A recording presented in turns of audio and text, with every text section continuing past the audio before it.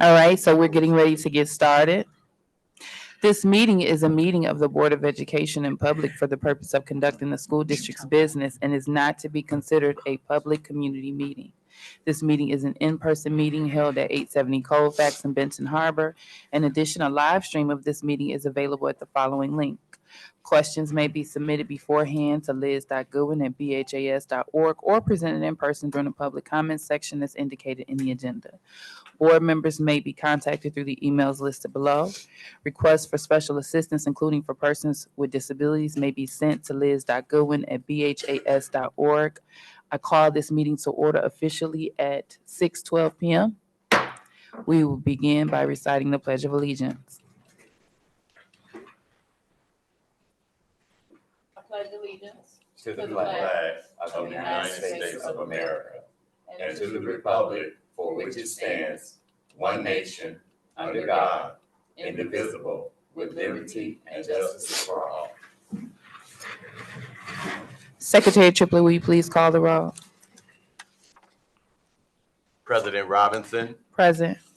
Vice President Bowen, Present. Secretary Triplett, present. Treasurer Creighton, Present.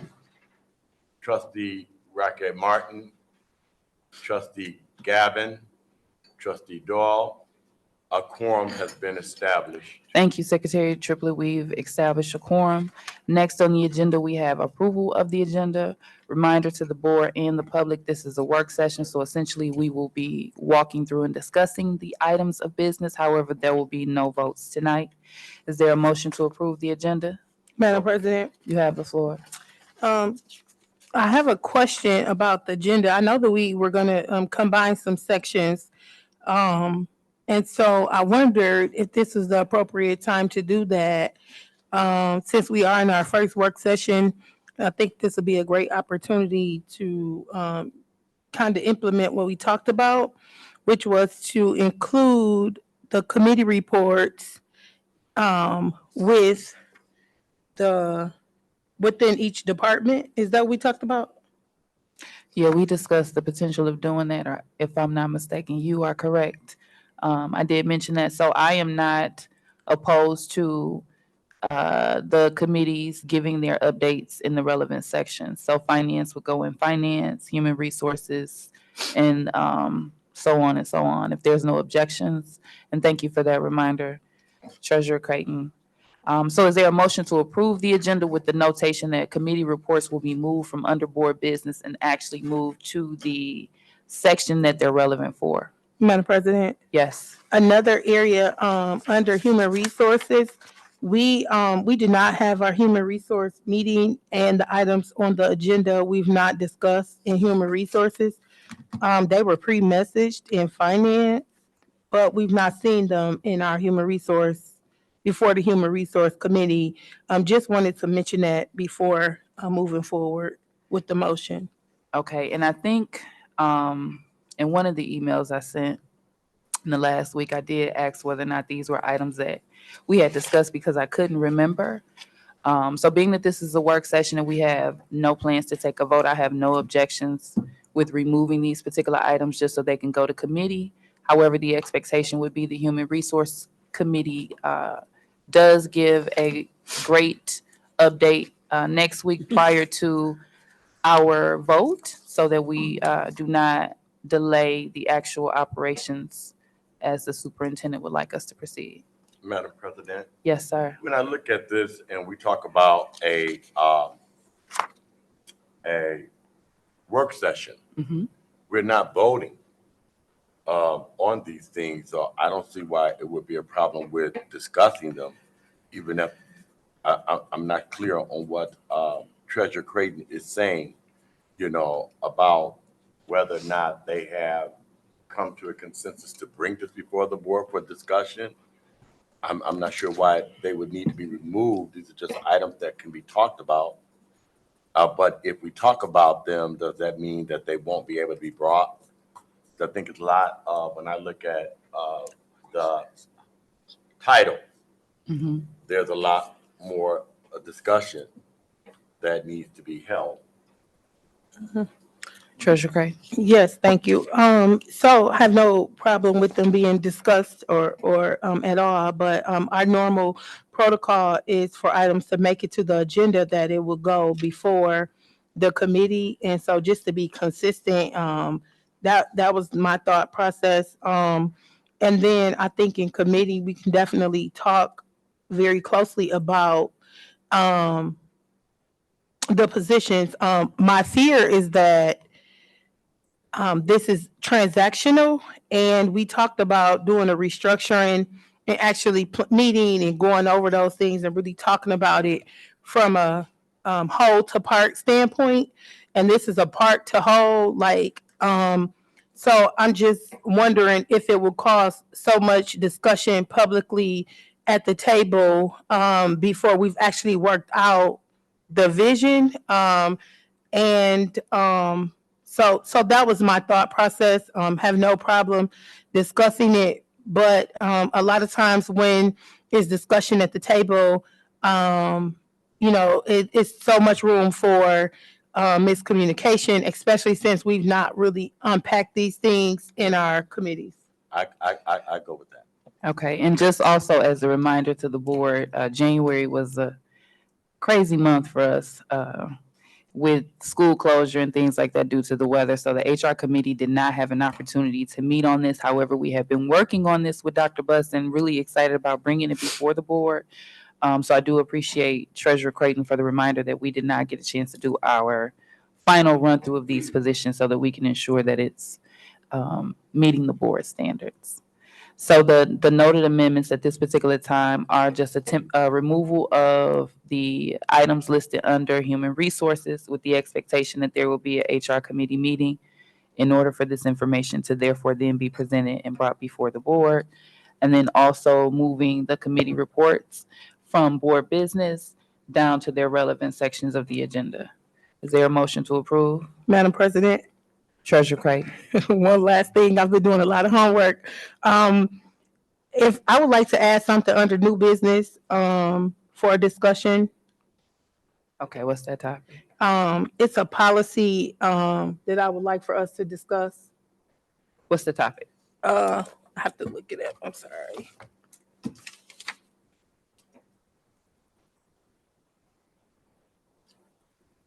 Policy. It's under 3120, 3130, 3000, 31. So basically 3000 and 4000. Okay.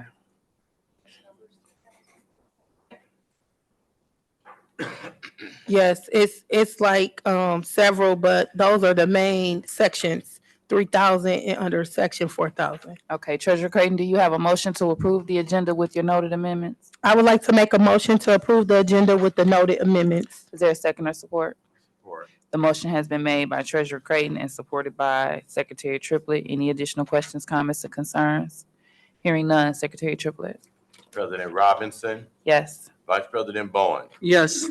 Secretary Triplett, yes. Treasurer Creighton, Yes. motion carried. All right, next on the agenda, we have our board norms, the Board of Education norms for Benton Harbor area schools. We will treat each other with respect. We will listen to learn. We will refrain from side conversations. We will use our time wisely, starting and ending our meetings on time. And I apologize to the board for my tardiness. I did not know that I would be the difference between a quorum and us starting our meeting. We will challenge ideas, not people. We will ask questions when in doubt. There will be no surprises at the board table. We will practice the 7 norms of collaboration. Those are pausing, paraphrasing, posing questions, putting ideas on the table, providing data, paying attention to self and others, and presuming positive intentions. Next, we have public comment on agenda items. Is there anyone present for public comment on agenda items? Public comments. Anyone for public comment on agenda items? All right, hearing none. Next is approval of the meeting minutes. We don't technically take the vote today. However, I'll open the floor. Was there any concerns about the minutes for January 23rd? If there are none at this particular time, we'll proceed. If you all notice anything after we leave this evening, just ensure that you send those to Liz and copy myself so we can ensure those are rectified by our board meeting next week. Madam Yes, sir. President, I just want to state, I like how the meeting minutes now state the board member comments. Because it's, on record what we're saying. I will say, excuse me, Emma Kennard's name is spelled wrong in the records, but that's it. Okay, are you meaning the board member comments at the end of the meeting? Yeah, I like how that is, stated what we're stating. Okay. All right, and then Liz, if you could take that notation, Vice President Bowens has noted that there's a misspelling of Emma Kennard's last name. Do you know what page that's on, Vice President Bowens? It's on the last page. Oh, the last page. Yeah. And it's the Oh. Kinnard. Yes. All right, so we'll proceed. Thank you for those, for that notation as well as the correction, Vice President Bowens. Next, we'll proceed to board business. As a reminder, Protocol 91322, all comments will be limited to a 2-minute duration per trustee per topic. Next up on the agenda is review of the board meeting calendar. And this is just a reflection of what we went over, what we voted as far as our meetings were concerned in our organizational meeting. Liz, in combining the calendar or creating the calendar for us, realized that there was an error for December, or an adjustment that we need to make. So I will pass the floor to Dr. Butts if you'd like to read the resolution presented, or I can. It's up to you. February is missing as well, the work session for February. Is today February? Yeah. Okay, gotcha.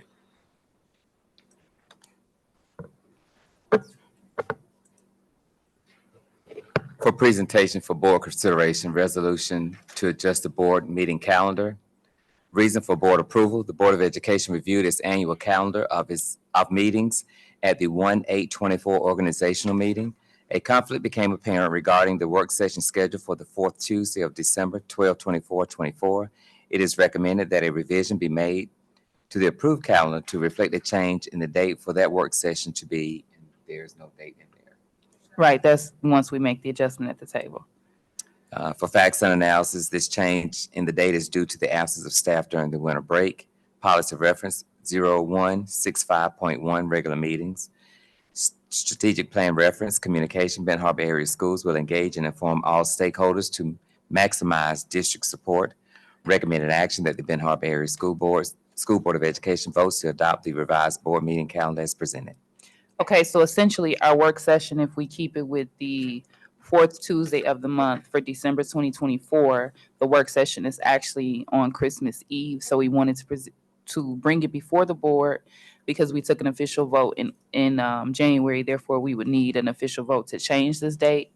Now looking at it, that December 24th date would technically be a work session for the upcoming January 25 meeting. And we essentially restart with the organizational meeting and everything in the month of January. So I'm questioning whether or not we actually need that duplicate date in December regardless. Madam President, I think we should remove it. Just remove it entirely. Secretary Triplett.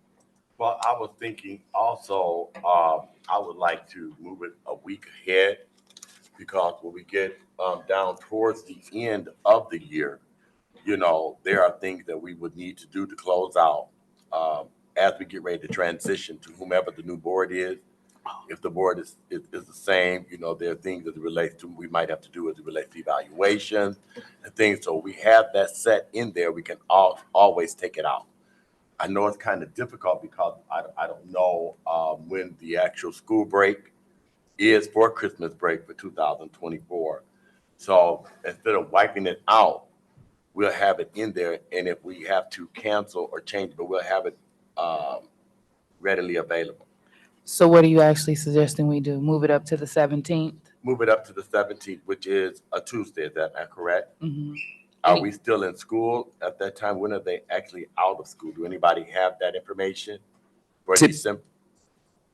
I'm sorry. Yeah, I was the going to last make day you of finish. school. Typically, the last day of school will be on the 20th. Okay. So Okay. So the 17th, that'll give us, we'll have it there to take out?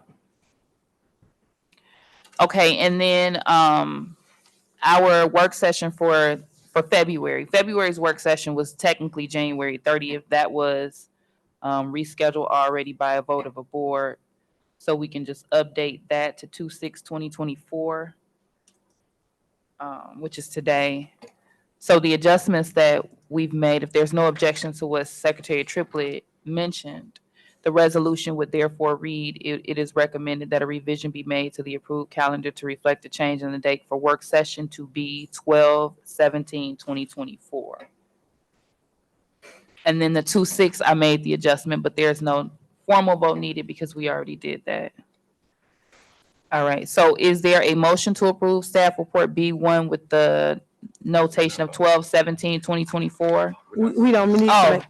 thank you, Yeah. it's a work session. Okay, so when we come back next week, we will be taking an official vote for B1 with the 12/17/2024 date. Liz, if you could also make the adjustment to the calendar to reflect that we had the work session 2/6 for January, that would also be great. All right, she's done. All She right. did it already. Thank you. Yeah. Next on the agenda was MASB and the law firms. So previous conversation that we had, I did, because there's been some expression made regarding MASB and how useful the trainings are to the board, how relevant they are, things of that nature. I did want to bring it before the board to take a vote on whether or not we continue to utilize MASB. We did look into alternatives, but the alternatives that we found that I looked for and had Liz check into appeared to be more of support for teachers and administrators and not necessarily the board. So MASB was the one that we found, or the only one that we could find that we're used to, that seems to provide the level of board support that it is that the board needed. So I was planning to continue with the recommendation for our membership to proceed in July for MASB. And then we had previous conversation, I think, from January regarding the approval of the law firms, and we've been kind of tabling that each time. That is for Clark Hill, Troon Law Firm, Secret, Wardle, Lynch, Hampton, Truex, and Morley. So we do have staff report B2 that will be presented at the board meeting for vote. And so at this particular time, I'll open the floor up for conversation, but I will read the resolution really quickly. So this is a resolution to vote on table items from the organizational meeting, February 13th, 2024. And the reason for board approval, the Board of Education tabled the following two items from the 1/8/24 agenda: membership and legislative delegate to 2024 Michigan Association of School Boards. And then vote on membership to the Michigan Association of School Boards. The cost is for 7/1/23 through 6/30/24 was $4,090.44. The new rates are not available yet. Our representative and our alternate would be voted at that particular time as well.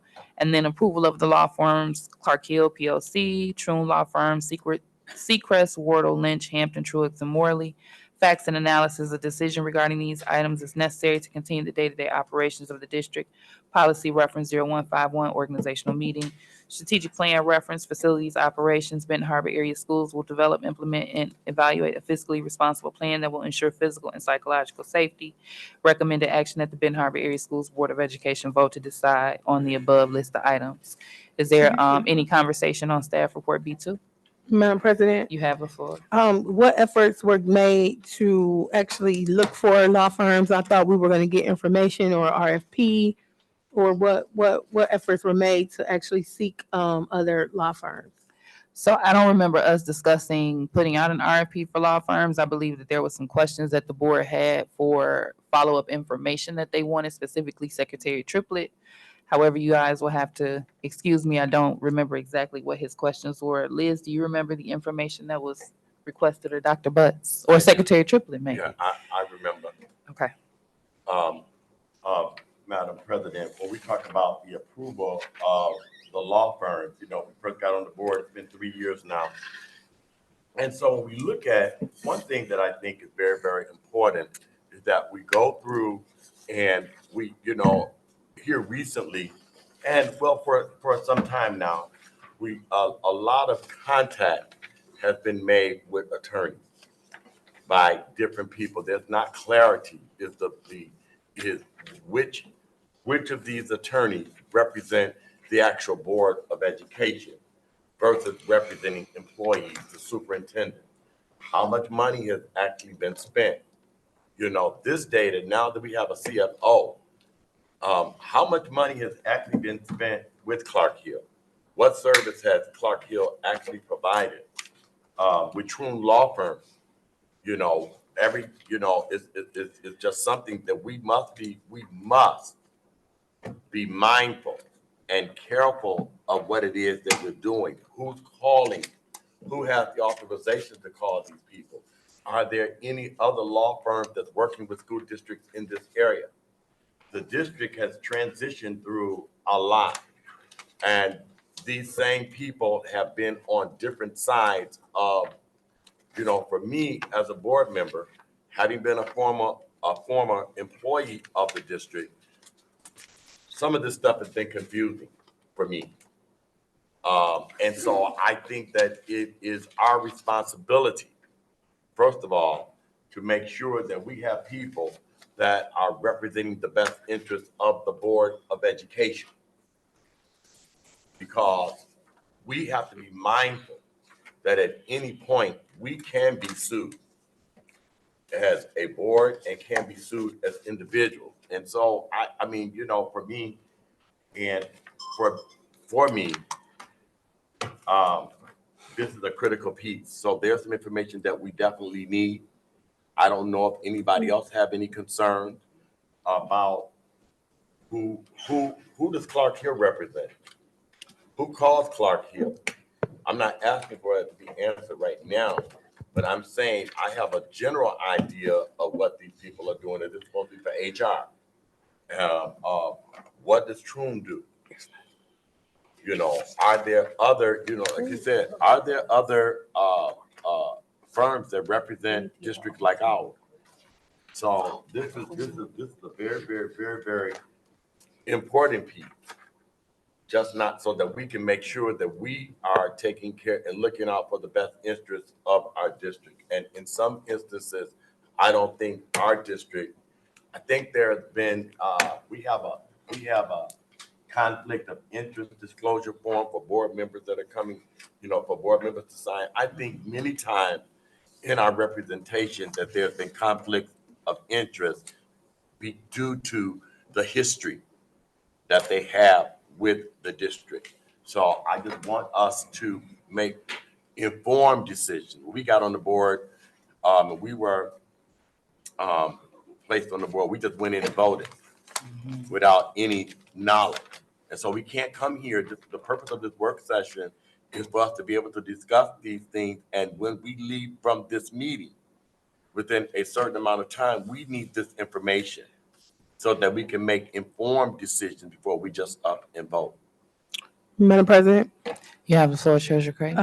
if I can paraphrase from my remembrance, I think the intention, and this has been 2 years in a row, is for us to seek another law firm that does not have the conflicts of interest, that are not working with our staff.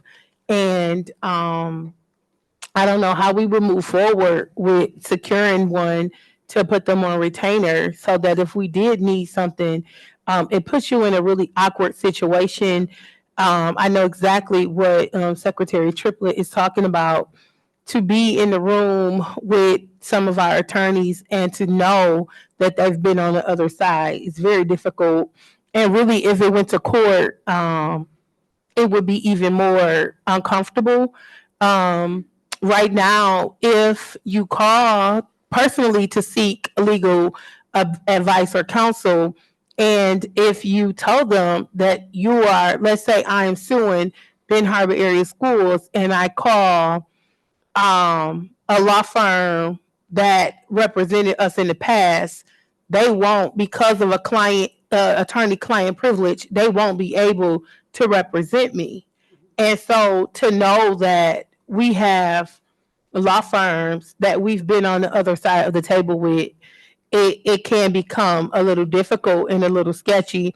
And they essentially report sometimes to our superintendent, who is our employee.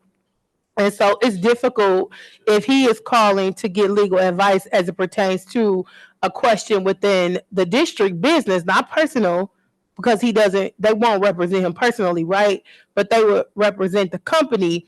And so it puts them in a conflict because now that law firm also reports directly to his supervisors. And so I think it would be a just good business practice if we could seek some alternate counsel that'll just be on retainer if we needed something or if we needed to. And I think that was the intention behind it. Okay. So what I'm hearing is that it's not necessarily that we want to completely sever the relationship with the attorneys listed, but we want to have an alternative on retainer in case there's conflicts of interest, or if we think that attorney is more fitting for what our And I needs think are. we talked about that, but Okay. I don't know who needs to do that leg work. Like, who would find another attorney? I know in the past, the administrative assistant, it seems, in this particular relationship, it's been more of the superintendent's admin assistant. But in the past, the admin assistant was also the admin assistant to the board. I know it's been very different, and I'm okay with that. But I think we definitely need someone that is working on our behalf as well to do some of this research and to conduct some of these things. Like, it becomes a full-time, part-time job, like trying to look up this stuff. And if we had like a person that was identified as being in this policy, we've not really pushed it, but we definitely need someone that can do some of this legwork as well. No, I agree with that. So I think Liz has been taking a good amount of notes this time as far as the questions and concerns expressed. I did notice, I believe it's Kalamazoo Public Schools has an identified staff that specifically works for the board. And I only noticed that in looking at their board website. Questions that are sent to the board as a whole are sent to that person. What I don't know is whether or not organizationally that person works dually for the superintendent or the board. And I know that Liz is technically the superintendent's administrative assistant, but I'm not exactly sure whether or not her job description includes work done on behalf of the board. So that's something we can look into as well. But I can take ownership of that responsibility in finding an alternative. Myself and Dr. Buss, I'll support in ensuring that we get that done. Now, with us, give me 1 second, Secretary Triplett. With us coming back in a week, I'm not exactly sure how well of a job we will have done in a week. However, Dr. Buss, can you remind me when, like these, June, it's all June? we talked about Okay, that. okay, great. So, And you all will have to forgive me because some things that we discussed prior to a particular date is a little befuddled. So that's why I'm asking you guys for reminders, and I do appreciate the support. So keep me headed in the right direction, Secretary in this- Triplett. in this work session, the work session is to work. Okay, so that ringing and dinging and stuff, I'm not going to be held to no 1 minute or 2 minutes.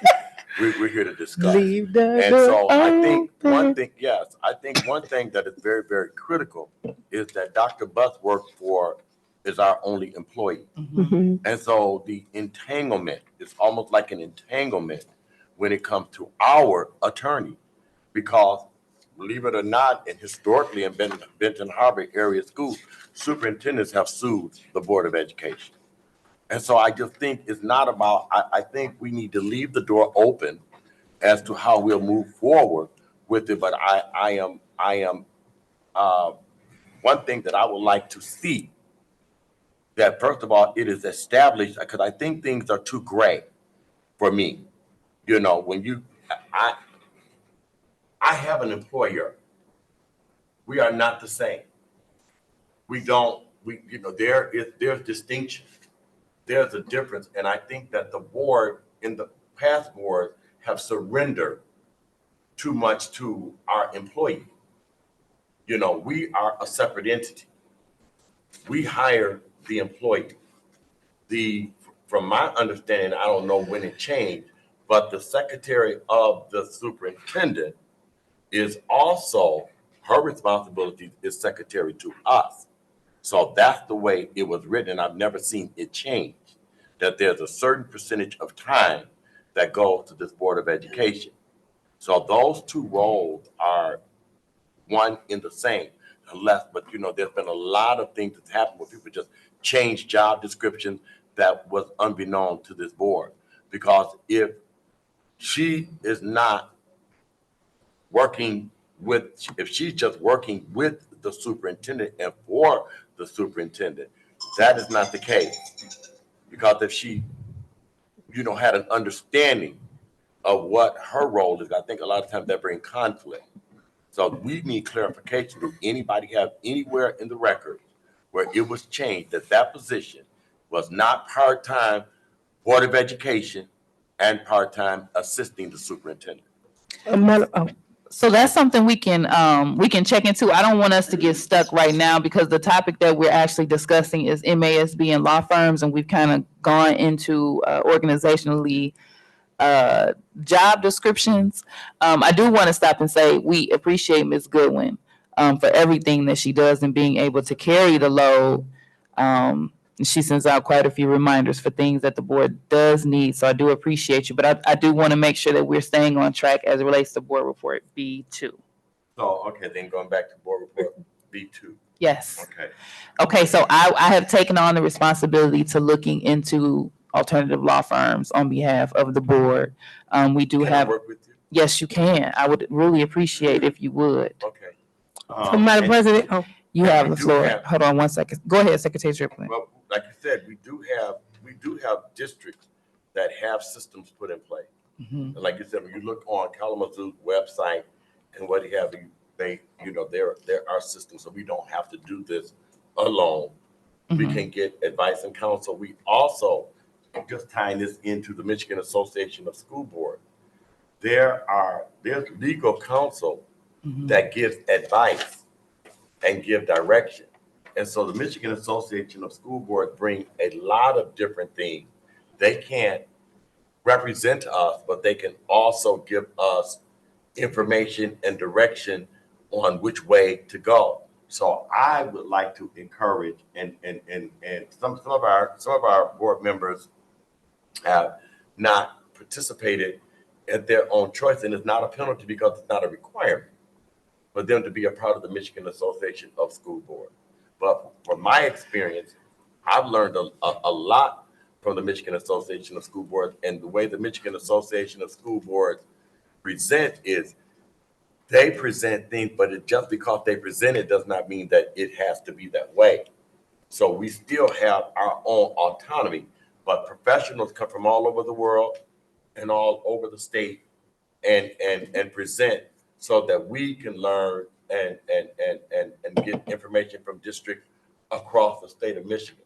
It also gives us an opportunity to see that we're not, oftentimes, for those of us who have attended, people think that our board and our situation is in bad shape. And honestly, it has really blessed me to find out that we are sharper. Rock stars. Yes, like really seriously, some of the things that we have had to go through, we're leading the way in many areas when we get to those meetings and conferences and what have you. So.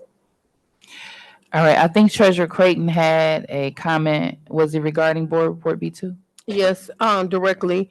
So as far as board report B2, I think it's fair to say that we don't have another option for the MSAB. And so it seems as if they need to be split up. It should be I agree. possibly B2, just be MSAB. And then we don't need to add law firms on there again to have the same conversation Correct. until we have the list complete. Correct. So what you'll see next week is a B2 that does not include approval of the law firm. Yep. And then an indirect B2, just to follow up with your other comment. When I was an employee at the district last in 2016, Marion Edwards, I want to say, she was the secretary, and she was like a receptionist part-time and part-time. I think she did something with the superintendent and the other part with the board. but she was directly for the board. So if you needed anything, the public needed anything dealing with the school board business, school board policy, she was there and available for that. And I also remember when we received our new superintendent and we were talking and really trying to figure it out, he changed the flow of that. And this was even before Ms. Goodwin. So this is nothing about her. He changed the flow of that in the job description. And so he quote unquote combined the positions and raised the salary. And so as we were researching back, I think it'll be important to research somewhere between like 17 and 20. 2017 to 20, because it was a part of the board policy. Now, I have to be honest, when they switched over from Neola and started changing and omitting, it was a lot of stuff that kind of, was a part of entanglement. But that'll be some direction. But Neil, All right, so we're gonna proceed. So next week, yes. So next week I'm gonna take B2, am I not creating a second report? for the- Nope, just take B2 and take law firms off. Gotcha. Okay, so next up on the agenda is MASB Board of Directors. It is that time of the year where we, as members, current members of the Michigan Association of School Boards, are able to contribute our voice to the selection of the Board of Directors. So they are essentially the entire association's board that directs the mission of the association. And so, as stated, we have an opportunity to select the people that we as a board would like to proceed.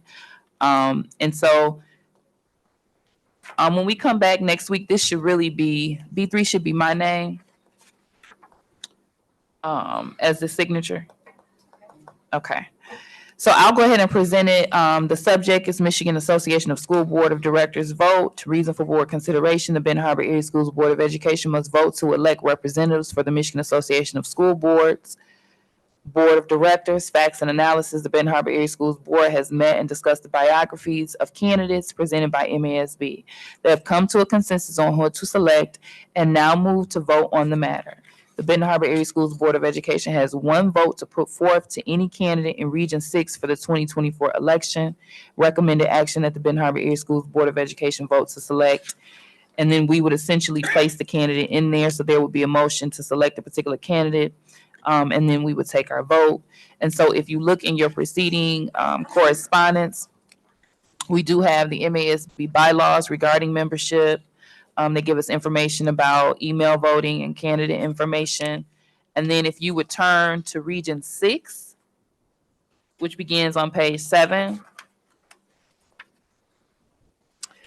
anyone with the top header of Region 6 is who we would be choosing. So our options for Region 6 are Robert Becker. He is from Berry Intermediate School District in Berry County. He served 6 years on the board. He has MASB certification, as he has a board member award, award of merit, and then he's held offices of president and vice president. We also have Pamela Dickinson, who is the incumbent. Many of us are familiar with her. She represents Comstock Public Schools in Kalamazoo County. She served on the board for 10 years. She has MASB certification as a board member, the Certified Board Member Award, Award of Merit, Award of Distinction, Master Board Member Award, Master Diamond Award, Advocacy Specialty, and Data Specialty. Her office is held, our president, vice president, and treasurer. For the public, each of these individuals also provided us with an election statement, so we do have much more information than what I'm reading. We also have Region 6, a 3-year term. Elizabeth Odell from St. Joseph County ISD in St. Joseph County, 26 years on the board, offices held, president, vice president, and treasurer, MASB certification, Certified Board Member Award, Award of Merit, Award of Distinction, Master Board Member Award, and Master Diamond Award. And then last but not least, for Region 6, we have Andrew Robinson. He's a Berrien RISA board member here in Berrien County. He served 3 years on the board and held a position as treasurer. And so when we come into our meeting next week, we will be required to place one vote to put forth to any candidate in Region 6 for the 2024 election. You have the floor. so out of these candidates, 1, 2, 3, 4 of them, how many is only one Correct. that we will vote for the Michigan Association of School Boards. Correct. Isn't that correct, Liz? Yes, yes. And so, one thing about going to the conferences and what have you, these are people that we have had an opportunity to meet up close and personal, and we've heard their passion and what have you for the work that they do, that they are asking to do. We've also been in workshops and classes with these people. And so when I look at it, I feel like I will be able to make an educated vote, a decision, I think who would represent Benton Harbor area school at that table. So that's again, just going back and piggybacking on how important it is, because when you look at the Michigan Association of School Boards too, they are hitters. Our president had an opportunity to really, really do some great work, and we were able to, we got our debt relieved. They were celebrating all over about all of these different issues and never not one time said anything about what happened for Benton Harbor area schools. And so because we were at the table, we were able to make them eat and force them to say, hey, we're not going to be overlooked. And these are people who are working directly with state legislatures, with our state legislative body, and they're lobbyists and all of this for public education. So we can't be narrow-minded when it comes to making these type of decisions, because we might know a person. We're talking about somebody that's going to get in there, be an advocate, and when they speak, they're going to represent Benton Harbor. So yeah, I think this right here is again, if I get an opportunity to, when we look at Barry Intermediate School District, Comstock is right outside of Kalamazoo. Where's St. Joseph coming? In relationship to us, I know where it is. I'm just, but what areas, what's going on up in that region? And then we have here from Berrien Risa from Berrien County, but how much interaction that we have with Berrien Risa? Right. What has Berrien Risa done for us? Just because Berrien Risa is located in Berrien Springs, but what have Berrien Risa actually done for Benton Harbor area schools? Not even completed their apology for their participation in the dismantling of the school district. And so we have to make sure that we just because we know people and things, we need to really be able to do that research, because this is a serious matter. Just to help you guys with further looking and researching your candidate, if you look on page 6, it outlines for you this year the following seats on MESB board are up for election. So it does note that seat 6 has one open seat, and so that's a 3-year term. And then a little bit under it says voting in regions 5, 6, 7, and 8, which we are, will take place via an online ballot. No local district ISD funds can be used to campaign for anyone, yada, yada, yada. To help your board make an informed decision, the following pages contain background information and statements from each candidate. So you all can take some time to kind of look through those voting procedures and candidate information. I know the candidates have also been sending us personalized letters in your email. So I've gotten them. I'm pretty sure you all are getting them. So just make sure you kind of take the time to research candidates in Region 6, because we will be expecting a nomination to be brought before the table next week, because we do have to make that vote. Is Tuesday the deadline, Liz? I know it's coming up pretty soon. Yeah. We have to take it at Tuesday's vote in order to issue our vote timely to be heard. And I know that we missed a vote last year, so we want to ensure that we get our vote in this time. All right, so if there's no questions, we'll proceed. Next is another pretty simple topic. However, it's very important. It's regarding your non-disclosure statement. So this is something that we have to do at the top of every year. And so you will see that you have a packet of information in front of you. It's your conflict of interest disclosure form. It says, I, blank, as a member of the Benton Harbor Area School Board of Education, have carefully read and understand the district's policies listed below concerning conflict of interest. Policies are available on request or online at the district's website for review. I to the district the following: I am in compliance with all provisions of policy regulations, or I do not have any personal, financial, or professional interest that may trigger my obligation to report a real or potential conflict or to seek guidance on any situations except as follows. So if there is any particular conflict of interest or anything that's noteworthy to be noted here, please document that so that it is documented and we can make sure we're doing everything ethically. And then you're going to sign and date and return to our superintendent or to Liz. Ms. Goodwin is going to take these. And so your policies are following as well. Madam President, You have the floor. I have a question. Yes. Have these forms been completed by all of our employees? Dr. Butts, is that something that they're required to do? That has not been something they've been required to do. As a follow-up, Madam President, Yes. I am a diehard Tiger. I do attend most of the games. I was recently at a game and there was a lot of shuffling. And I don't want this to be a big deal, but I definitely, the optics of it in a way that it made me feel, and I'm sure that it made our students feel, some of their daytime employees that work in the school were sitting on the opposing bench. As we think about enrollment, and this conversation was had in the bleachers, and, a lot of times when I commingle, which I do most of the time because they're my constituents as well, a comment was made, like, to me, like, well, what are you guys doing? And, it definitely was a good moment to reflect because I didn't realize it was like that. And so I'm just wondering, I hadn't thought about it again, but I'm just wondering, it is kind of weird to work in the daytime, at one school and then at night at another. I'm just wondering, like, when we think about recruitment and retention, do you recruit to have job security in the daytime or do you recruit to win on the court at night? And so it does kind of put you in a peculiar situation.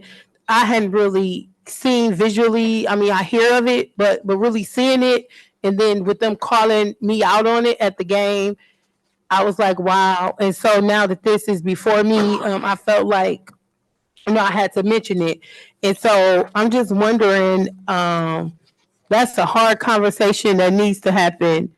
And when you sign, I don't know if anyone is in an executive role, but most executive roles or most companies, you do have to sign a non-compete clause and a conflict of interest disclosure. And so that's something to really think about moving forward, because it's difficult, right? And I realize that, but it's difficult. Like, Madam President. Yes, so what I would suggest, I know that Dr. Buss is taking notes, and I know that the 2023 HR committee still needs to have a wrap-up meeting, so if we could have that as an item of discussion when we meet. As we had well. a wrap up. We had a wrap-up, but we still have to do this. Which, Your human resources positions that you took off. yeah, that wasn't for last year. That was new. This has never been on the agenda before. Right, but I called us our 2023 committee because we technically might have a new committee for this year. Right. So this is brand new. So this will go before the new committee. Oh, no problem with Yep. that. I get what you're saying. We sure will. So the next HR committee, this is your first set of homework to go through your conflict of interest policies. Thank you, Treasurer Creighton. I wasn't understanding what you were saying. Great point. Take it off our agenda. Madam Okay. President, Secretary Tripley, you have the floor. in all of the transition from the almost state takeover, where the board was, I don't know what term to use, when we had a Political chief- guru. Yeah, well, What is it they called? came in. The This- board lost the power, is what you're Yeah, saying. yeah, It was a But- consent agreement. Consent agreement. consent agreement and all the other things, a lot of our traditions, a lot of our expectations were thrown out the door. I worked in Ben Harbor area schools for 37 years. We all signed this. When you look down here, there has to be, as employees, the Benton Harbor area schools have to be covered. When you look at the policy, all you do is look at the policy, the It conflict of includes interest. staff. Yeah, the conflict of interest, it includes all staff. 3,000 is professional staff. I'm looking at that right now. Yes, most definitely. 4,000. This right here in the human resource department. See, we just can't just sit up here and let people tell us what they think. This is what we have to know as a Board of Education. There should not be one employee working in this school district that did not sign this. Whether they're teachers in training, it doesn't matter. They are support staff, they must sign this. I know it's normally standard in a orientation process, so when you're bringing on a new hire, that you do go over conflict of interest. Not even just competing, but not disclosing personal information of students and everything. So there is more than likely some version of this in higher paperwork, but we're just asking that the Human Resource Department ensure that this is something that's being reviewed with our staff and that we do have this information on file. But Madam President, this right here is irresponsible of this district and this Board of Education to not require this. That's why people are so comfortable in the way in which they are moving.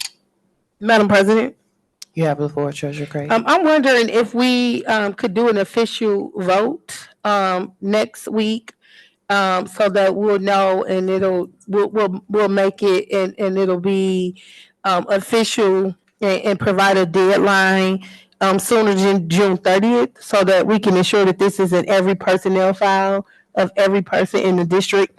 Because if you look at the bottom, as I'm pulling up the policies, it also says that the legal counsel, advisors, and consultants are also expected to do this. And so if this is not something that we're doing, like, what can we do to make this an official enforcement immediately?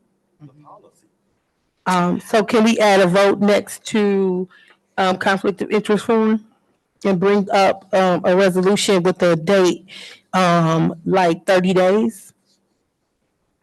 And by 30 days, you're wanting to ensure that all staff have reviewed the policy and signed similarly to what we're doing. Yeah. Okay. Madam President, You have the floor, Trustee you might Rackett. want to look in some past personnel files just to see what they have, because if we did sign this, it would be in our file, I'm sure. So Liz, if you could just take a look at some personnel files, you probably will see, how it was done. That would be more so Mr. McDermott.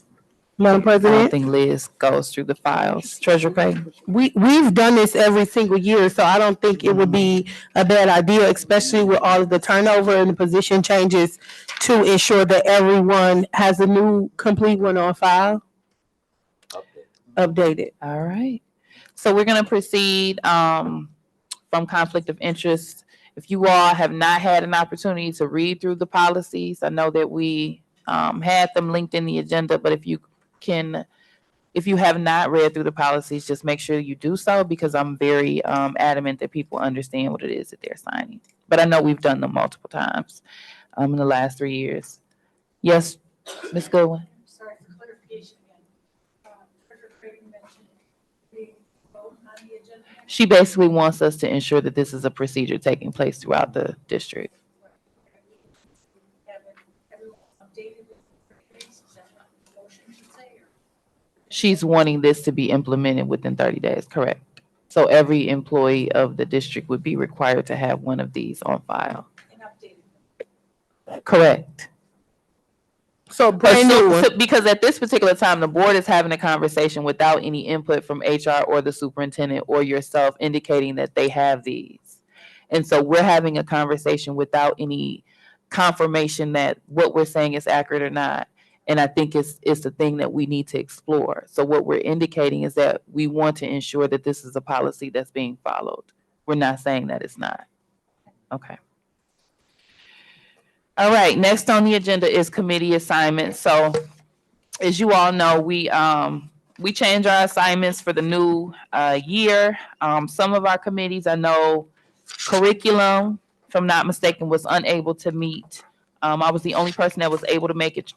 Secretary Triplet tried, but he was having connection issues. HR still needs to meet to go over the positions that are being brought to the board. I'm not sure if there's any other committees that have some last minute legwork to do. So if I took responsibility for ensuring that curriculum gets scheduled, so I will do that. But if we could make sure HR and curriculum are scheduled. Curriculum fortunately does not have anything on the agenda for next week that comes to a vote. So curriculum committee does have a little bit of flexibility in the time frame in which it can meet. However, HR does need to wrap up so that these positions are available to be brought to the table. At, as it relates to the committees, with us having a work session, I tried to think about our committees creatively, ensuring that we're not duplicating our efforts as it relates to time, but we're also being as effective and efficient as we can. So what I am suggesting, and I do have it notated who I would defer to where, but I would prefer to hear the board's feedback to ensure this is something that you support, and I'll explain why. Finance and facilities have always operated as two separate committees since we've been on the board, and when I came on, is how they operated. However, we are approaching this year the development of our master's facilities plan. And so I think that it would be extremely efficient and effective if we were to merge finance and facility operations so that we can ensure that we're prioritizing getting our master's facilities plan finalized, and that would prevent us from having to send that information through two committees. So I'm suggesting that finance and facility operations be merged. Curriculum and SPED would stay the same. HR would stay the same. I'm also suggesting that we merge policy and discipline. Discipline meets as needed. And when you think about student discipline, that's in alignment with the student code of conduct, which is also a part of our policy. So I think that they work well in being merged. So we would be cutting it down to finance and facility operations, curriculum and SPED, HR, and then a joined policy and discipline committee. And I wanted to hear your thoughts on us doing that, or see if there's any objections at all. Of course. You have objections? I'm not sure. Has anyone, CFO, I'm just wondering, we don't actually talk about a lot of facility stuff. We talk equally about facilities as we do HR, as we do curriculum, as it pertains to the items that they need. And so I've sat in a facilities meeting that was about an hour and a half. And so our finance meetings are good, solid 55 minutes to an hour. And so I'm not sure how that might work because both of those meetings use their entire time. Right. So if you separated it, it wouldn't be a difference in time. It would just be, for example, Facilities go to, okay. Have you? Are you cold? you have the floor, Secretary Are you cold Triplett. right now? I am cold, and everything that has been supported Yeah. and brought to us, we have had special meetings. But I think it'll just elongate our meetings if we combine them because we have so much work to do in finance, especially with now, help me out, Molly, especially now within our transition of this budget, really seriously trying to stay on top, transitioning out as a treasurer. There are a lot of things at stake right now. And we have a lot to still do. We're working on financial procedures. We're working on restructuring. We're working on coming up with a financial plan. ESSER ends in June. So it's just so much for us to do. We're transitioning out from our consultants. And so, If it's not broke, don't fix it. yes, If it's what not he broke, don't said. Secretary Triplett? I think, I too think that, with the work that we have to do with facilities and what have you, I think, that has to be done as it relates to facility, which is the biggest issue that we're faced within this community. And some people might not be reelected as a result of us not taking care of our business as it relates to facilities and what have you, because of the myth and lies that go out. I was going to interject. Yeah, I mean, I'm It's just, it's no, the false narrative. yeah, the false Okay. narrative that's going out on the work. You know, there's a lot of good work that's going, that we're doing, but this district was not dismantled in the 2 and 3 years that we've been on this Board of Education. And so to seriously be able to do the work, like as Treasurer Creighton said, all of us, all of the committees must confer with the Finance Committee in order for us to make the right kinds of decisions. You know, I know that, you know, we feel that, you know, time, you know, we're here, we're gonna do this in 20 and 30 minutes and this and that and the other. But had we not sat in there and did the work, when people just assume, you know, that you can come in here and put a boiler like you put in your house and did not know that, you know, that this was going to have to be, that this, you know, was a huge process. And it was a long process in order for us even to be able to do what it is that we're doing. And so if we're going to be serious about it, I think the committees are 4 committees. Because some organizations, some school boards have 7 and 8 committees. But I think these 4 major committees are critical. Okay, so what I'm hearing you say is you want to hear, you all want to keep finance and facilities separate, which is perfectly fine. Is there any objection to combining policy and discipline? I think they go well together. That's fine. Vice President Bowens has a concern. I Speak, defer. speak your mind, or you can tell me after if you'd like to consult with the president after the meeting. Yeah, I'll speak to you afterwards. Okay. Okay. So I will have to do, I had it ready. I have to do some adjustments because I had merged finance and facilities and it was Creighton, Triplett, and Bowens. I thought that would be an amazing power team. However, with the request that we not merge them, I'm going to separate them. So you all will receive an email from me, and then there will be a formal announcement next Tuesday. We will have, the finance committee will remain separate, facilities will remain separate. We will have curriculum and sped, HR, and then we will be combining policy and discipline. Madam President, Secretary Triplett. with the discipline component too, I would like for us to go back to the Board of Education, where there was a rotation that when it comes to the expulsion of our children, that the final leg comes before the Board of Education. That if and this is the way it was prior to people who were just excited about power. But the way the policy was specifically, I'm a principal, something happens at my school that warrants a child to be expelled. This is taken to the superintendent's office. The superintendent's office, central administration, go through and review. They make the decision as to whether or not they're going to bring this student before the Board of Education, which had a committee of 3. And that was not just the committee of 3, it was 3 positions because it took 3 to make that decision. So it might be, you might not be able to make it, but Ms. Raquette can make it. And that's how the decision was made on to whether or not a student would be expelled, because when they brought a situation to the Board of Education, after the Board of Education reviewed and checked and went through all these things, they got angry because they had not done their due diligence.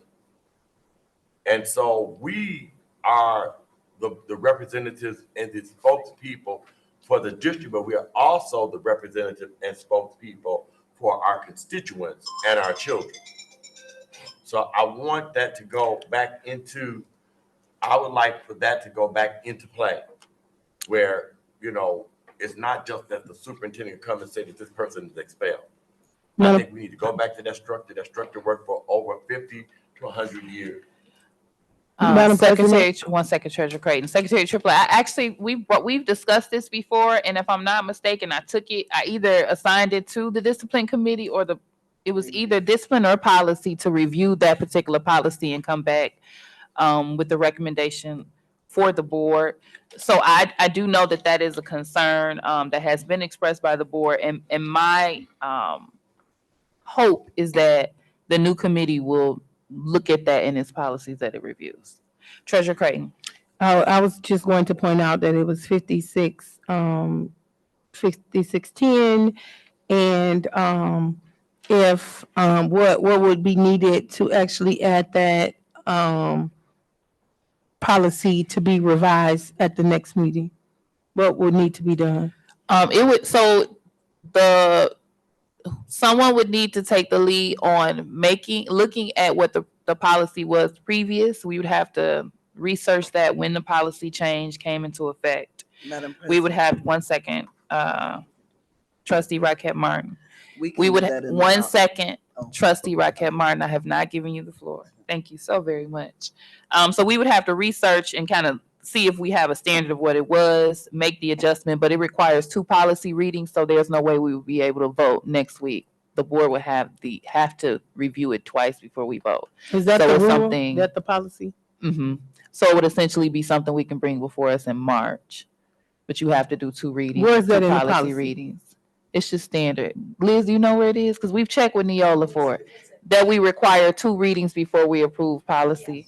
From my understanding, we can always make an addendum or administrative guideline to support a policy, just like the one that I have on the agenda for tonight. I think the Neola, and I could be wrong, but from my understanding, just like with anything else, if the motion is made and supported with the majority vote, then that's what it is. So that's And- what they did to change it. Exactly. And so actually, when we talked about it before, I was on that committee, that discipline committee, and I remember exactly this last student that was brought before the board. They were not happy that we were fighting for the students. And so after that, we were told that that wasn't the policy anymore, and somehow magically the policy was changed. I'm sure I can even find old emails about that. But so again, my question is, where is the policy that says that we have to go through 2 policy readings to change a policy? Liz, can you forward the clarification that you received? I know you've gotten it recently and probably once more. If you could send that out to the board. Trustee Rocket Martin. Yes, seeing I'm on the policy committee, we can take the lead on finding that policy on discipline. Thank Uh, you. I was in an MASB meeting and they said only 1 reading. However, for our district, they elected to do 2 readings. Liz forwarded us the information. I probably have it on my phone too. Back some time ago, we have to do 2 reads because that's what our bylaws say Where? for Benton Harbor. Oh, Yeah, I'll have to find it. She can forward it to you again. Yeah.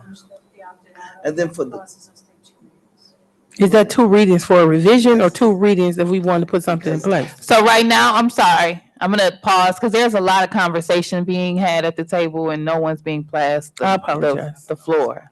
Go ahead. You have the floor. Thank you. Yeah, and for the committee structure, MASB had given us, and I did a PowerPoint. I think I sent it to everybody, but I will send it again if you want to see it, how they have shaped their committees. And the way they have formed their committees, it would cover everything, 4 committees that would cover all of the business that we need to do. However, if we choose not to look at that or do that way, we can also maybe agree at different times when we need to meet with each other. Like finance can meet with facilities if we need to agree or come together on an issue or, get information from each other. We can agree to meet with each other to settle business that way also. So this is where I am as president for this year. we're not making any excuses for the work not being done. And that was my only reason for trying to merge Right. finance and facilities, because I felt that if we could have one good meeting, we could get through 2 meetings worth of work. However, I respect the voice of the board in wanting to keep it separate, considering the amount of labor that goes into each committee's efforts. I just want to make sure that our chairs are on top of ensuring that the work gets through the committees, and that Dr. Bust and his staff are also on top of ensuring what's scheduled and that we're there. And I know sometimes we forget to accept. I think that's what throws us off. We get the appointment, but we don't push accept, so it gets on our calendar. So if the board can also be mindful of that, so we can make sure that we're showing up to the scheduled meetings as well. But I have no objections in looking into the bylaws. Trustee Raquel Martin is going to explore that. And then board, what I've heard is that we're keeping finance and facilities separate. We're going to have curriculum and SPED, HR, and then we're going to combine policy and discipline. And I don't really know if that is tech or somebody's cell phone, but okay. If everyone could just take a moment to silence their devices, it'd be appreciated. Okay, so we're going to proceed. So I'm going to pass the floor to Dr. Butts. And he is going to be going over the first reading of policies for us. If I'm not mistaken, these are policies. Some of these policies have deadlines to be approved. And so we'll be doing the first reading this week and the second reading next week, taking the formal vote so that we can ensure that we meet the deadline for the policies noted under first reading. And then the second reading, of course, are policies we've already gone over. One thing that Vice President Bowens mentioned to me as I was discussing potential committees to him and kind of getting his feedback is that he wanted to verbalize and ensure that the board is taking the work of the policy committee seriously, and that the full board is reading the information that's being brought before the table by the policy committee, because these are changes that are impacting not only how we govern what we do currently, but it ties the hands of the district moving forward. So I think that was a very important reminder for Vice President Bowens that we ensure. Some days, you show up and you haven't looked through everything, or you might be running a little bit behind, but we cannot shortchange reviewing the policies and knowing what governance we're putting in place for our district. So I'll pass the floor to Dr. Butts. Thank you, Madam President. In reference to the policy first read for tonight, we did have a meeting last night, and I did reach out to Chris Rice from Neola. The urgency to get these policies approved now is that after February 13th, we may have a demand from the bargaining teachers union or para union that we may not be able to fulfill. And if we don't have our policy set because of the law, we will be obligated or held to the old policies. So with the new policies, pretty much the recommendation has been made that we accept them as they are because they are law now. The law has changed. So with the teacher evaluation, if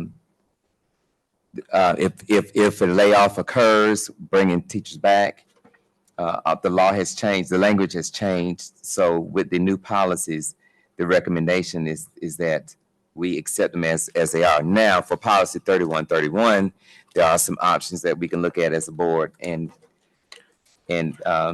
see what we want to opt in or opt out of. But for the remaining of them, they are the new law that had just been passed. I will note that this year we're not in teacher bargaining, but we do have the para CBA coming up this year, which pretty much mirrors the teachers CBA as well. So it's vitally important that we look over these and look at the language. And with the exception of 3131, the recommendation is to accept the changes as they are. Okay, so going over with the board for your first reading, you have policy 0141.1, which is student body representatives.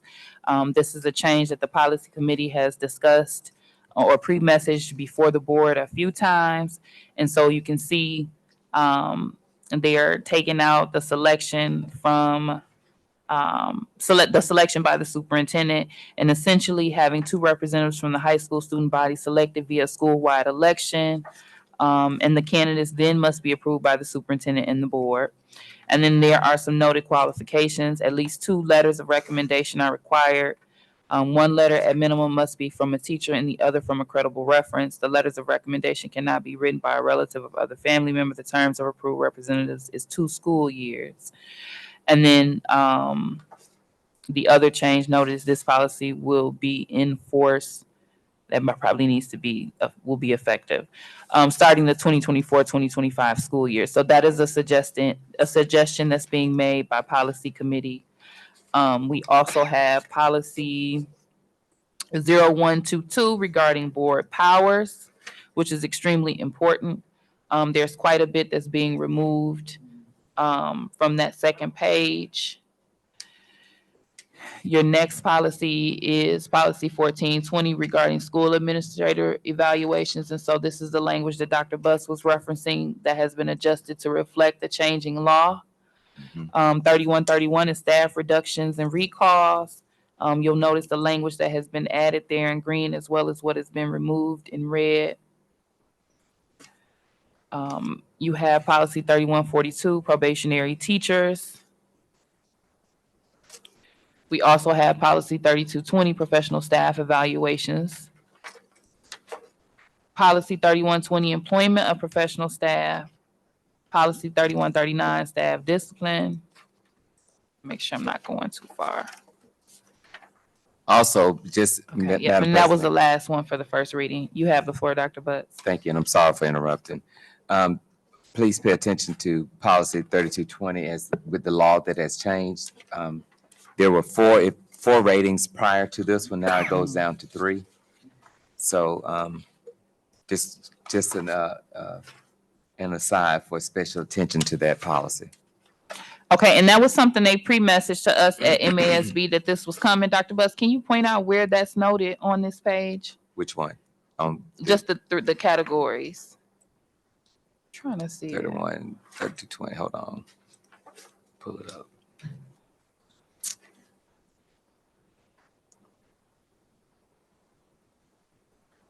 I'm trying to see. I believe they took away. Is it highly They effective? took away highly effective. Yeah. So Okay. it's effective, need support. I can't think of it. Hold on. I have it pulled up over here. Okay, but the board, you want to make sure you look through that. So essentially what they're doing is they're taking away the highly effective rating.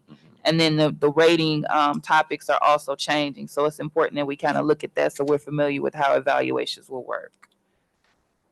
So that's the first reading. We're not scheduled to vote on this today, of course, but this will be scheduled for vote for next week. And we are, as he's indicated, these are legal changes that we're trying to ensure that our district policy is in alignment with. So these will be on your agenda for vote next week. So I do want to make sure that we do go through these policies thoroughly. Trustee Raquel Martin, is there anything that you would like to point out from your policy committee meeting in No, absence just of your read chair? them. Just to Please, read just them? read them Okay. and go through them. And like he said, there's some pretty important things that we have to vote on for next week. I have it right here. The next time we meet in our regular board meeting to be in compliance with the law. All right. I'm going to go to Secretary Triplet. I see your comment. Did you have a clarification to provide, Dr. Butts? Yes, ma'am. So the previous categories were highly effective, effective, minimally effective, and ineffective. The new plan introduces effective, developing, and needing support. Okay. Secretary Triplet. Yeah, I think that it's critical that the Board of Education understands not to throw any shade of what have you. This is one thing that was brought for clarification as it relates to Neola. Neola is a company that keeps up with the law as it relates to policy. And so when we get ready to go through to review these policies, if you look at the where you see the introduction from the Neola group, that's critical. And what they've done is they've outlined all of the areas like policy 0122, board powers. It says it'll tell you exactly what the changes were made and how that they came into. So as we go through and we review these policies, make sure that we're looking and checking along the way before we vote on them, and know how that we make sure that we're not taking away power, or, that we know exactly what it is that we're putting into play. And with the new laws and what have you, this is by the law of the state of Michigan. Like as President Robinson said, they told us at the Michigan Association of School Boards, the last conference that we were, that this was coming down the pipe. All right. And so next week we'll also have the second reading for policy 5330.02. And this is in regards to opioid antagonists. And so Dr. Buss will be presenting staff report S1. For the sake of time, I'll go ahead and read it now, being that we're not formally taking a vote, and then we'll take the vote next week.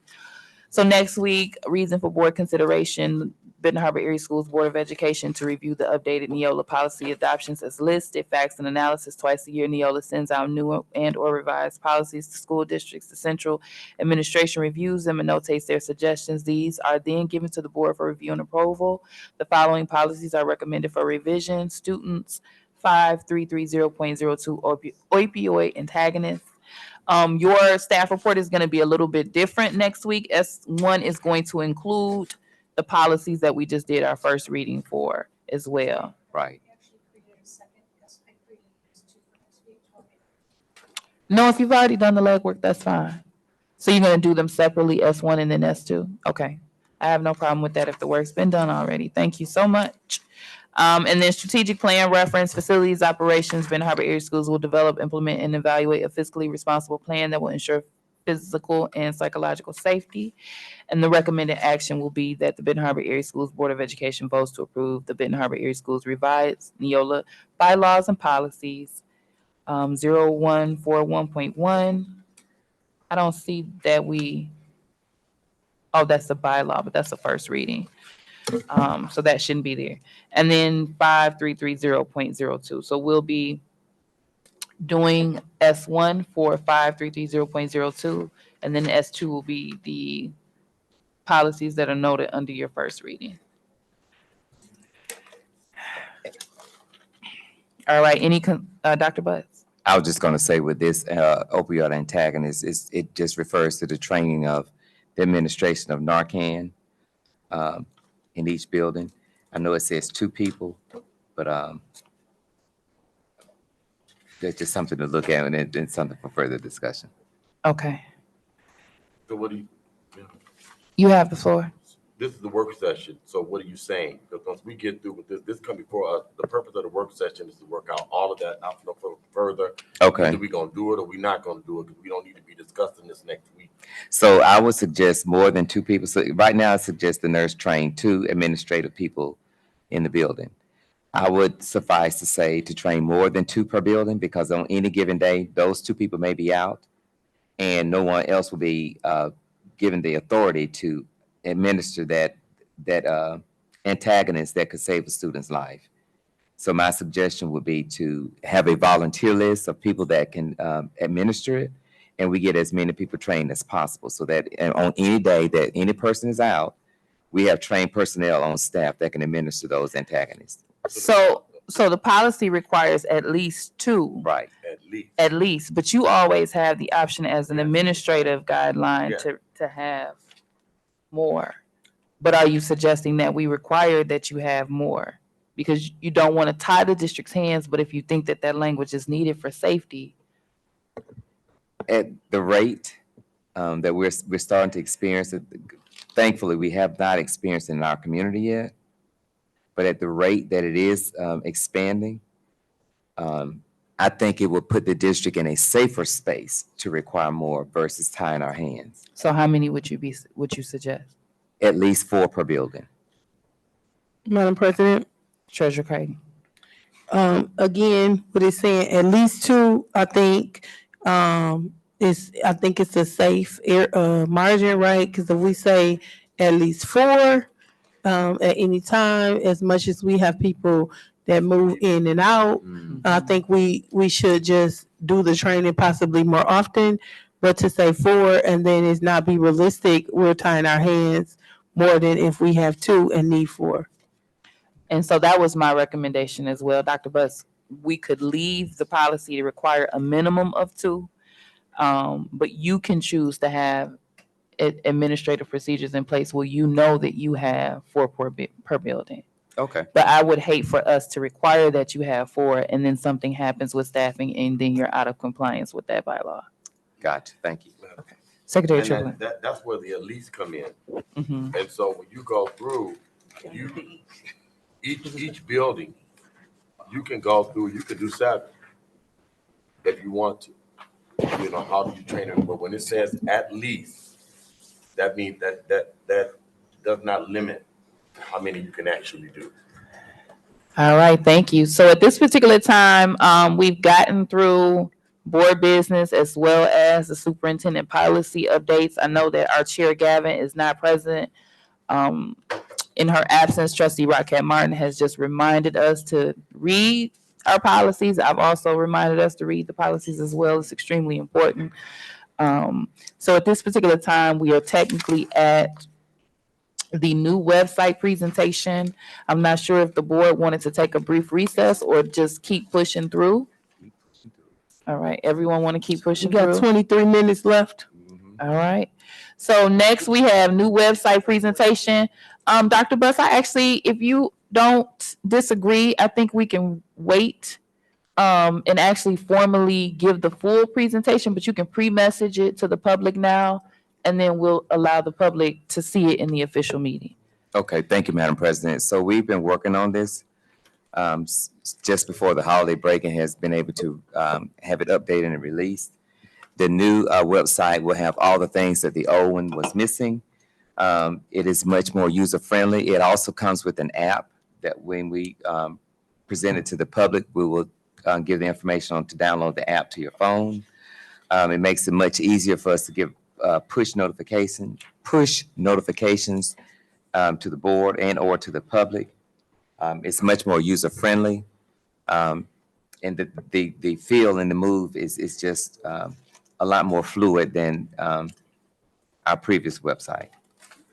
All right, thank you, Dr. Buss. So we look forward to seeing that new website as well as introduction of the new app that we have. That's really exciting. Do you have partnership agreement or strategic plan updates for the board currently, or are you going to give them officially next week? I was going to give them officially next week. They are pretty much standard. Okay. All right, I have no objections. Next on the agenda, we have business and finance. And I apologize, I mentioned earlier that we didn't have anything for teaching and learning to vote on, but it looks like something has come up. So the curriculum committee may need to have a quick meeting this week just to make sure that we can advocate on behalf of this or have an understanding from our committee on the staff report T1. But we'll proceed currently with staff report F1. Chief Vincent, you have the floor for your monthly financials. Should I give my report right now? So you can choose to let her give her update and then you give anything that's missing. What I'm trying to do is make sure that we don't give the same information twice. So if We won't. Okay. So however you guys choose to do it is fine. with me. Perfect. Yep. Okay, if you look in your packets and also link to your agenda, you'll find your committee report for finance. We do work together to actually create the agenda and also the reports. And so it'll be a great lead in to what Ms. Vincent is planning to share. If you look at the first page of your committee report, this is our agenda for our meeting. And if you flip it to the back, these are some of the highlights. And she's going to explain them, the revenue and expenses and where we are with our budget. She's going to talk a little bit about our student aid count and how it actually changed. Also, talk about some of our plans for supplemental ESSER funds, ensuring that we're stable after we transition out of that extra money. we're planning to talk about, and we've kind of talked about it a little bit, of what we're going to do now that we have a decrease in funds. I did attend for trainings, and so we were able to get some ideas about that. And if you look at the bottom of the agenda, some of those conversations, obviously, we talk a lot about finance as it pertains to looking at our facilities. And so I do understand some of your thoughts behind that. And I think, if we could do like something in our one-on-one to talk further about those committees, that might be helpful, because I don't want to just shoot the idea down. But to support what you were saying, we do talk about it as it pertains to each department, not to try to make my committee sound important. But if you look at the bottom, as it pertains to HR, even, we are exploring. For me, when you think about HR and you think about salaries, right, you have to really think about how it affects the finance department. So I know a lot of times people are irritated, and I get emails and kind of hate messages about, my goal is to never take anyone's job. We're looking, I've been a part of a layoff before. And so what we're trying to do is figure out what duplicates we have. And really, we promised this board that by the end of this year, that every building would have their own school budget, right? And so in doing that, that's where the conversation last month came when we were talking about staffing and support staff. We've looked at the student count. We can multiply the 9,000 and whatever odd dollars by the amount of students that you have and come up with a budgeted amount for that building. Now, obviously, there are supportive district services that must come out of that budget, but we have to start really having real conversations. Certain buildings, might have 12 support staff positions and others 3 or 4. And so really, it's a matter of equity versus equality and really what's best for the district. And so those are all finance things that we talk about. And so if you look at the bottom, for our next meeting in 2 weeks, we're going to unpack this a little bit more and really think about what this is going to look like moving forward, because now we're in February, right? And so that's pretty much our focus. Really excited that our administrators were able to be issued Divvy cards. And so at the beginning of last year, we talked about when we were transitioning from our consultants to our new CFO, we talked about administrative guidelines for purchasing, for also for student services and for student activity funds and fundraisers and all of that. So those are the things that we're thinking about and that are on our radar. And so if you have questions or concerns, please let me know and we'll add them to our agenda to actually talk about them. It's been really nice for Ms. Roquette to bring her historical knowledge of the district and past practices. Ms. Doyle is a parent currently in the district, and then I have some administrative experience in this area and partner with our CFO. It's just been really good to have those conversations with our superintendent and figuring out kind of what we need to do.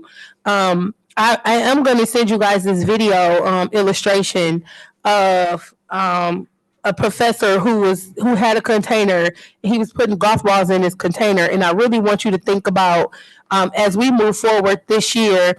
I know we've been really wrapped up in a lot of distractions, and that's okay, right? But moving forward, we really need to prioritize and make sure that we are making big wins so that we can have a seamless transition in this budgetary year. Now that we have a solid finance department, how can that now spill over into some other departments? Our debt has been forgiven. And so I think, it's time for this puzzle to kind of start coming together so that we can really do what's right for our students. And again, in making sure that we are, educating and being fiscally responsible for the district we have, versus the district that we want. And then that way, prioritizing and doing what we're supposed to do, we can then essentially become the district that we want. And so, without further ado, I'm going to pass it over to Ms. Vincent to actually go through the financials that are present in the report and also linked to this agenda. Chief Vincent. Hello, everyone. Thank you for that introduction. I do think we are getting more and more efficient every day with our understanding and being more transparent with our financial situation. Where we are is this report reflects December, which puts us halfway through the fiscal year and also pretty much halfway through our school year. So our fiscal year follows the July start. You can see on our report that in the general fund, we currently have, compared to budget, about a $9 million increase to our fund balance right now. And that has to do very much so with our ESSER funding. So when we talk about the spending we move forward on, it's about us building balance to be able to move some of these projects forward that we haven't had some of the consistency that we were able to get over the finish line. We are about 37% through our budgeted expenses when we thought we'd be at 50. But we know that some of these projects are actually time sensitive and that we won't be starting them until the summer, which is why they aren't expensed yet. I did provide a report with the vendor payment report by month. This report, as requested, is now part of our Go ahead, keep going, sir. is now part of our transparency reporting on our website. So you'll be able to see all the last month since July forward on there. Most of the items on there are really either directly to a student or they are a lot of the supplies coming through. One of the things that has been really rewarding this year is working with the teaching and learning department to make sure we're getting supplies out faster for the current school year. All right, so we have a question from Vice President Bowen. On vendor report, page 1, invoice number 1. About the water bill? Okay, this third one. I'm not going to say the name due to personal. Check number. Check number 55759 and the amount of $9,000. They were paid from the time of the week of 12/2 to 12/5. Yes. You gotta help me. There was a contractual relationship we went through that we can speak more about. That contractual relationship has now ended. And this has been something that the superintendent and I and the board we have taken your feedback about being able to not have the pattern of outsourcing some of our current staff when they choose to exit the district. Sorry. I don't mean to cut you off. That's a steep number for those few days. Is it possible that, and I don't want to put you, I'm not asking you. This is for, No, it's appropriate. okay, I just Proceed. want to make sure. Can we get a copy of that contract? Yes. What the amount was? Because if I'm working from December 2nd to December 5th, and I'm making $9,000, I'm in the wrong field. I'm in the wrong field. I will certainly supply a copy of the contract. I will also take the time to confirm that, make sure those dates are accurate. Thank you. Make sure what is accurate? That the description that's listed on there is accurate. You're meaning on the vendor payment report? Yes. Okay. It's on page 1 of the vendor payment report with the I blue see ribbon it. at the top. Yep, I see it. Mhm. Yes, I will. Okay. We will supply that information to the board. All right, awesome. Is there any other questions for Chief Vincent? Sorry. Okay, so hearing none at this time, if you all, as a reminder, this is something that we're gonna be taking vote on next week. The benefit of having the work session is that it does give us an opportunity to have discussion at the table, be pointed out some things that we may have overlooked that other trustees caught. And so as we continue to go through, and looking at every line item, if there's any additional questions that you all have or any clarifications that are needed, feel free to send those to Dr. Butts, Chief Vincent, and your chair of finance, Can I ask Vice you- President Bowen.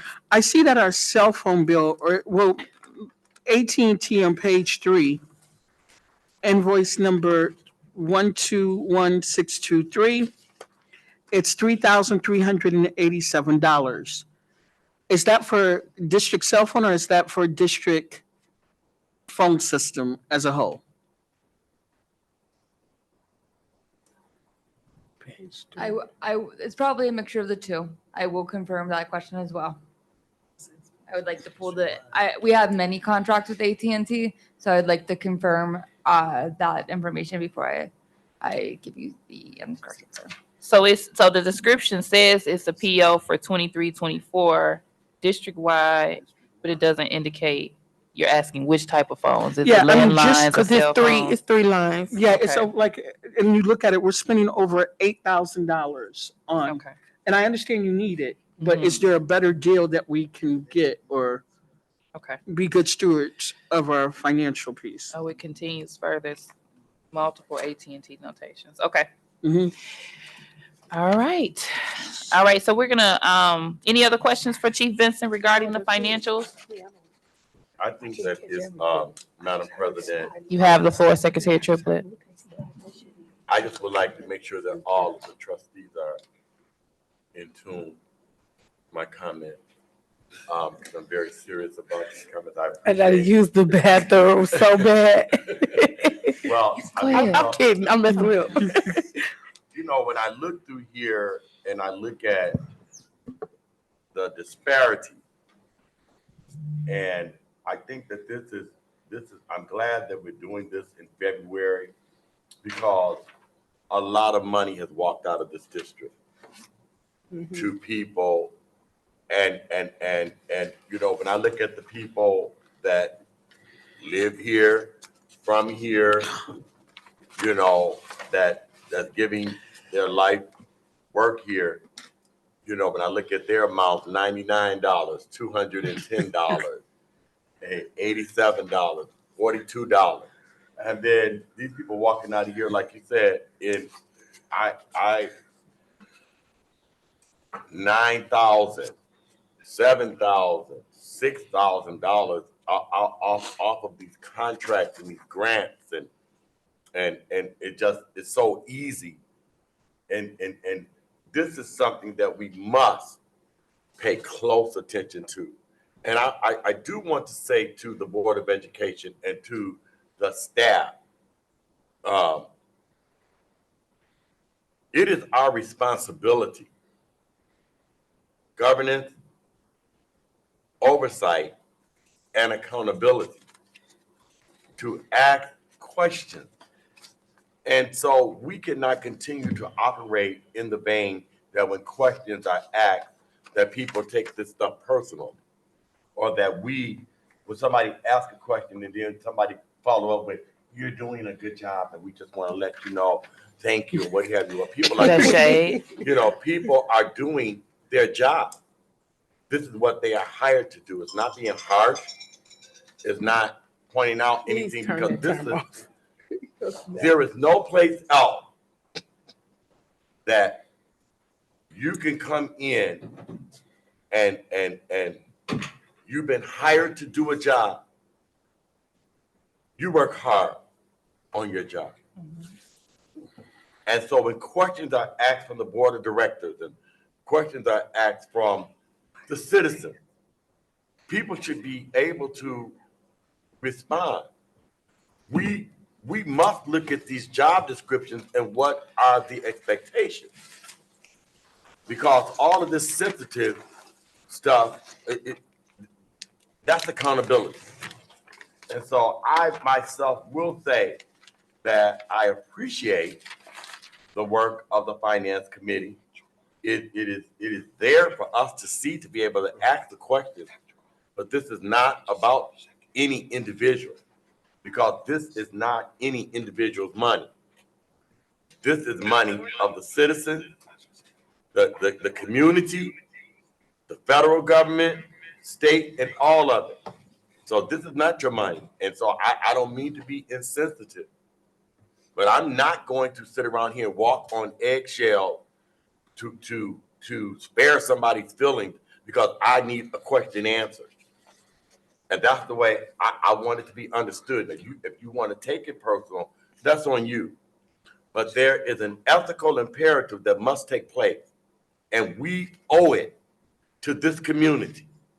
We owe it to this Board of Education. If you have an employee, many of you all have employees that work, many of the people that's here at this board table, you have employees that work up under you. Secretary Triplett, please wrap up your I will comment. wrap it up, Madam President. I will, honestly. But we have employees that work up, you all have employees that work up under you. And so when you ask them questions and you hold them to what is expected of them, I would hope that you're not taking it personal as well. So it's very, very clear, because as we get ready to move forward, this is a serious matter. We had our debt relief. We have to be good stewards of this money. We are losing students, and we have to make sure that we do not go back into the same vein that we just came out of. But I wanted to put that on the record, and I appreciate this layout, and I promise you I will be looking at this moving forward. Okay, So, thank Madam you, President, Secretary Triplett. Treasurer Creighton. just wondering, is there something that's stopping us from getting, now that the superintendent is back, an answer to his question? Or, I mean, because we don't have a finance meeting before next week. So how would you like or recommend that we proceed with getting his question answered, since this is a work session? Was it the AT&T questions and the invoice questions, I right? think it might have been the invoice question, but we can ask him for clarity. So I believe that Chief Vincent took down the notation and indicated that she was gonna look into that information, correct? The invoice, what was paid out for the invoice in the contract? Is that something that can be sent to us while we're here? Yeah, oh. Are you able, Research and response, or? are you able to do it that quickly, Chief Vincent? Two items that were asked for was a copy of a contract with the vendor and the detail behind a specific invoice. There was also the detail around the AT&T invoices that was asked for. I would like to professionally ask for time to respond to this. I always try to be transparent in my responses, and I don't want to misspeak.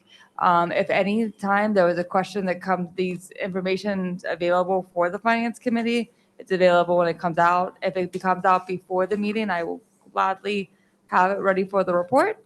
In this case, I am asking for the professionalism, courtesy to be able to look up the information and respond in a timely manner.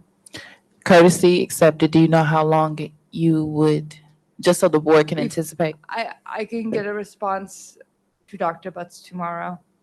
Okay, awesome. All right, so so thank you, Chief Vincent and Treasurer Creighton, for your response. I do want to provide some clarification to Secretary Triplett as it relates to me giving kudos and thank you. Oh, It wasn't just about okay, you. okay, No. all right, I will tell you. okay. We can proceed. All right, so next we have teaching and learning purchase service contract. Chief Waddell is going to be presenting this to the board for vote, staff report T1. However, as stated, curriculum committee was unable to meet. And I didn't anticipate that we would have something for vote, but we will ensure that we are able to touch base to wrap up our committee for last year, and as well as being prepared to support this. So you have the floor, Chief Waddell. Thank you. Good evening, Board of Education. Just for some background knowledge, yes, President Robinson is correct. The night of our curriculum subcommittee meeting, we did not have an item to vote on, but then the next day happened and we had an interview and we were ready to move forward. So I do apologize for that change so quickly. But this is just an addition to a previous established contract that we have for this particular staff report. This contract is with Stepping Stones. We are looking to, if I pull up the staff report, reason for board consideration, the district is interested in reestablishing or continuing the contract with Stepping Stones for special education support services. This amendment expands services to career and alternative pathways to education, CAPE, to provide special education support to special education students learning virtually. The district's contract with the Stepping Stones Group for special education support services will expire on June 30th, 2024. Currently, the staff hired will support 7 special education students for up to 32 hours per week at $70 per hour. Stepping Stone services during the 23-24 school year will cost approximately $33,600. The reference policy is purchasing 6320. Strategic reference academics to increase our student achievement as measured on local, state, and national assessments. And it is recommended that the Board of Education votes to approve the Special Education Support Services Agreement with Stepping Stones for the 23-24 school year that will expire on June 30th. So it's just to continue our services. Okay, and I have a quick question for you. Have you found this particular service to be helpful?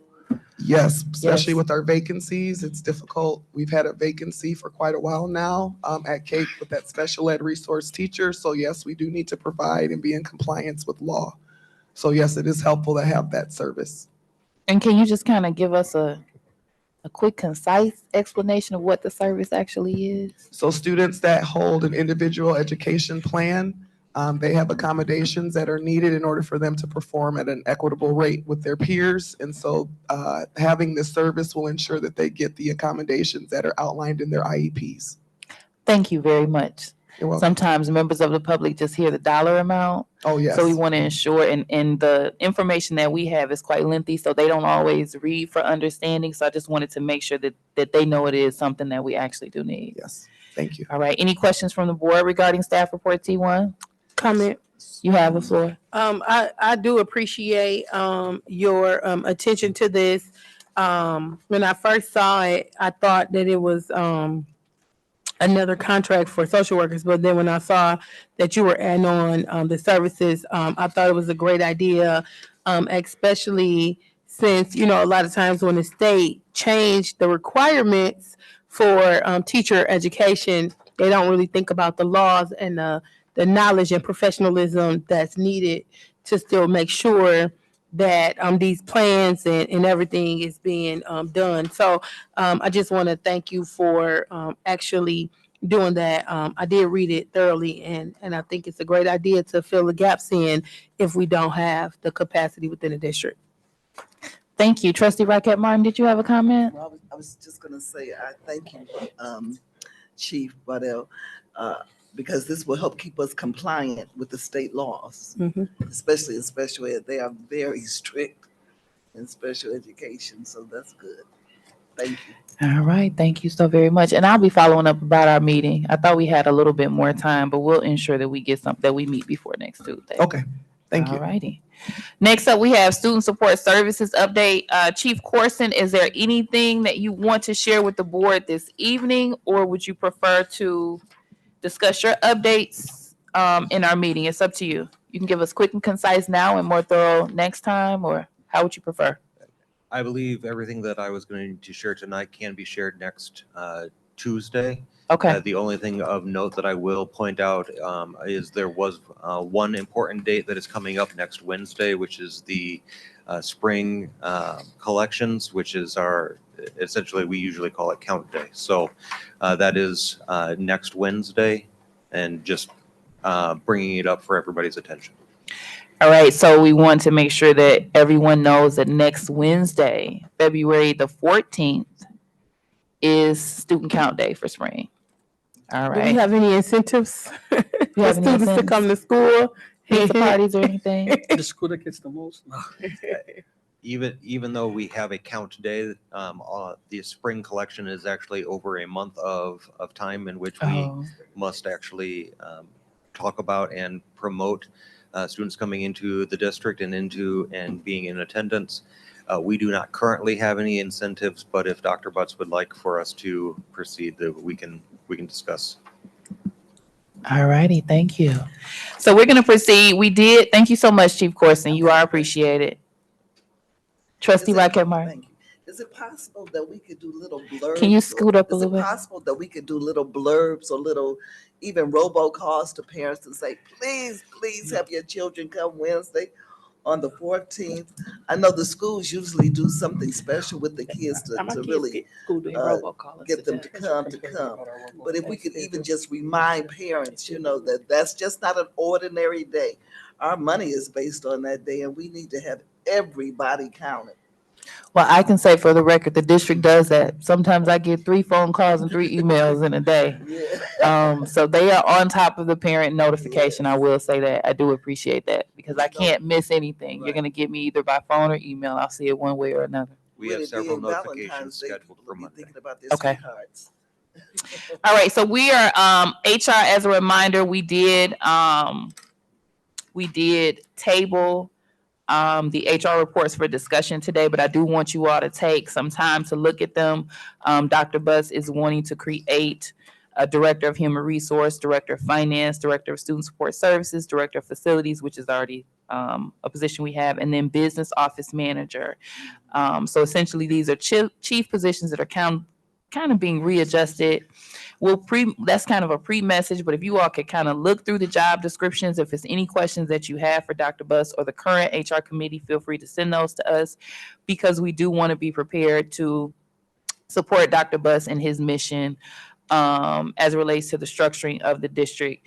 And Treasurer Creighton kind of mentioned this briefly in her finance as it relates to us wanting to right size the district. And so I just want to thank you for providing that clarification. I know often there's misinformation that's put out there as it relates to what the district is attempting to do with its staff and ensuring that we are matching the need of our students and our student base with the actual staff that we have. And so sometimes when you're trying to think creatively and fiscally responsibly, things can be twisted and perverted, false narratives created. And so I thank you for mentioning that and giving that clarification. And once Dr. Butts brings this before the board table next week, we'll be able to discuss that more thoroughly. Madam President, You have the floor. I thought we said that we're not going to do this next week because it needs to go Oh, we before tabled it? HR. Okay. Yeah. So it's Okay. not tabled, it's just removed because it hasn't gone through HR yet. Okay. There's a question, Madam President. Yes, Forget something, sir. Madam President, you have the that's how you get your attention. Madam President, every time Madam President said it's addressed. Well, yeah, because you have to seek the floor. That's how Robert's Rules of Order and Parliamentary Procedure. Oh, I was in the Distributive Education Club of America, Ben Harbor High School at I the Tech know. Center, which is now, A landfill. okay, thank you. Chapter 3-1, the state competition, and I was the president of that. So anyhow, Madam President, Mm-hmm. I would like to say, when I look at this, when we talk about right-sizing the district, we say right-sizing the district, my thing is from a financial perspective. Mm-hmm. It has absolutely nothing to do. I mean, I'm looking at, okay, so we're going to change these names to these titles from chief to director. What is the change financially? What is it that we're doing? And so I think that's why this right here needs some more conversation. It needs to be clear. Just to change a name, but you're still getting the same amount of money. What is the purpose? And so that would be a question that I would like to ask, and I'm going to ask, and I expect a response before we go off and jump into doing this. According to, and we did not get this out, and we need to get this out. I will send it out to the Board of Education as well. There is an annual Board of Education calendar as well as it relates to our responsibilities when we're talking about right-sizing our district. And so when we're talking about How many students did we lose? How many, or how many students did we gain? Those are the types of things that have to be discussed. And so I would like for this Board of Education to really be serious about this work and what it is that we're doing. So if again, I'm glad that we took that off the agenda because there are some questions that need to be answered for me, and I think that is very important. But Madam President, I think you remember even all of us, since we've been on that board, that annual calendar which tells us in March we should be doing this. In January, we should be doing our construction projects. So we need to go back. I will forward it to you. It's a standard calendar for all across the state of Michigan. So I will get that to you, Madam President. Well, you and Go your forward. secretary, your president are gonna have a meeting. Okay, that's Quite a fine. bit we need Let's to do it. Okay. All right, so next up we have old business board retreat training opportunities. We last meeting discussed having our board retreat in March. And so right now, as it stands, let me get our calendar. I want to make sure. We will have a standard board meeting on the 12th.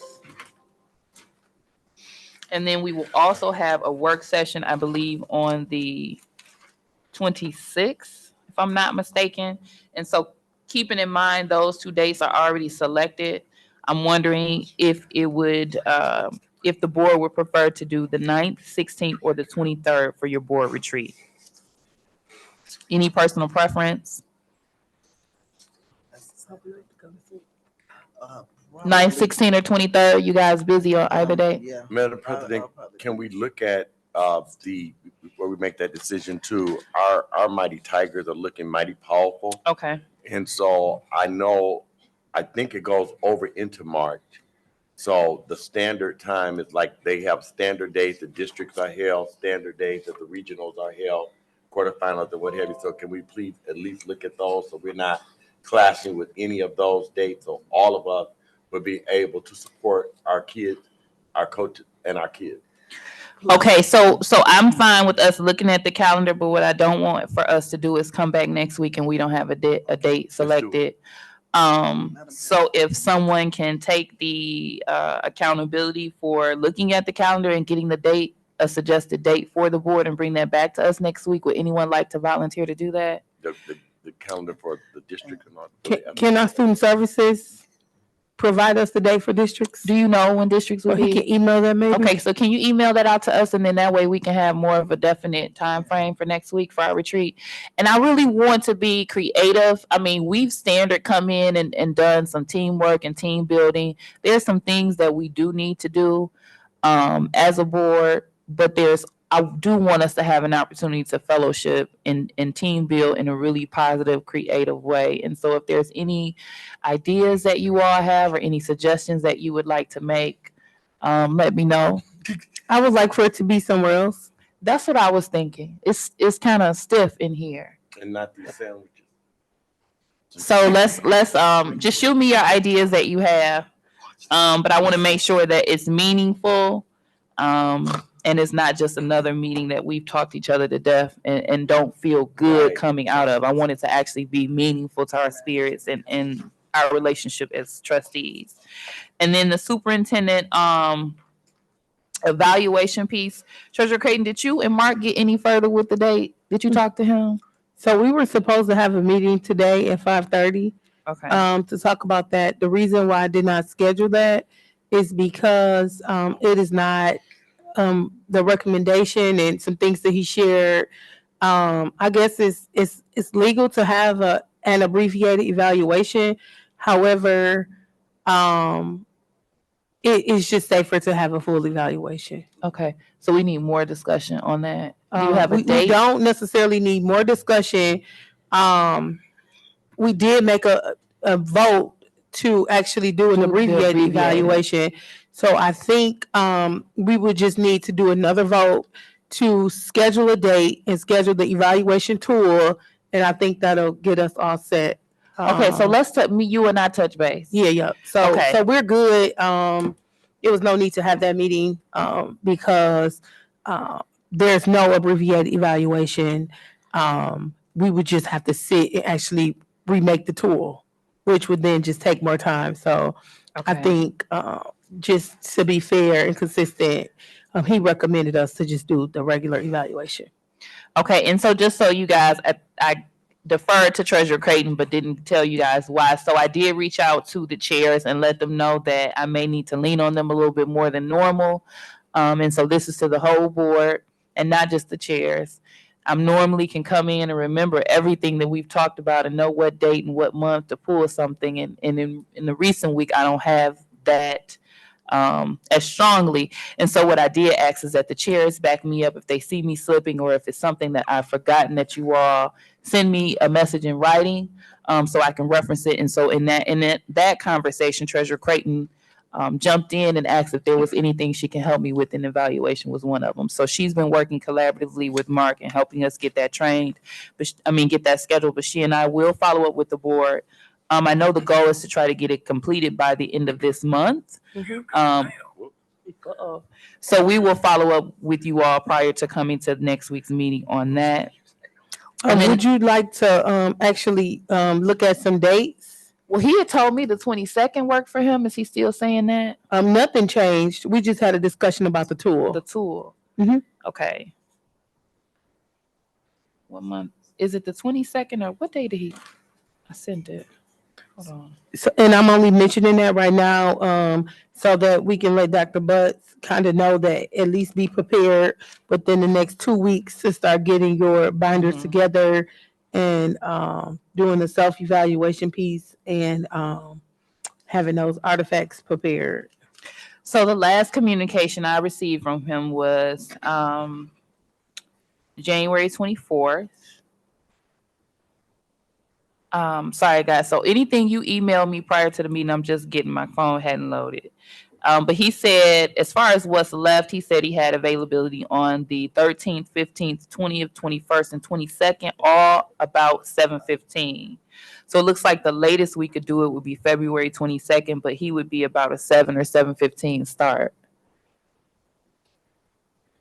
And that's given if I'm assuming that availability hasn't changed. So we have to get it done, and so So can we put a pin in it tentatively for February the 22nd? That's a Thursday. good with me. Okay. I don't think we have any Thursday games, do we? Okay. Okay. So we're gonna tentatively schedule the evaluation for February 22nd.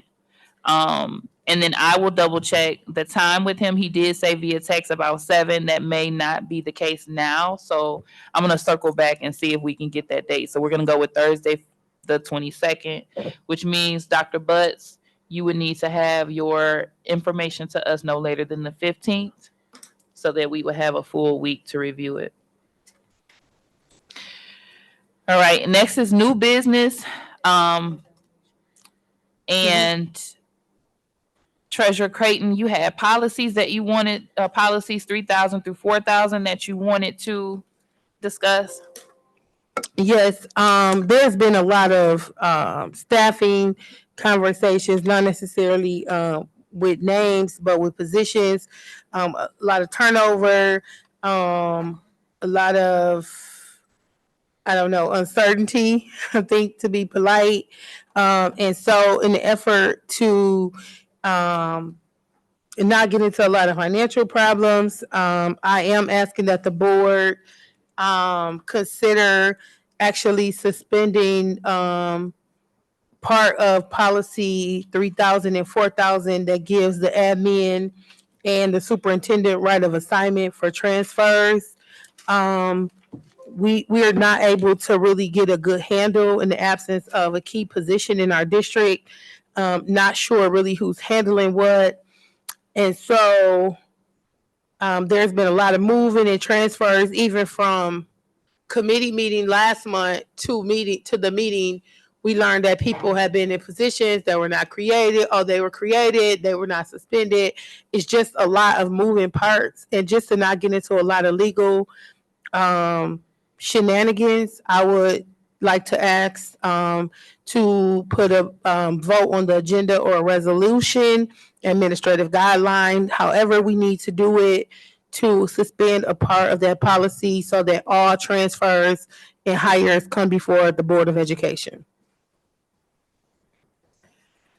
Dr. Buss, you have the floor. Thank you, Madam President. Part of the daily operations of the superintendent falls under that.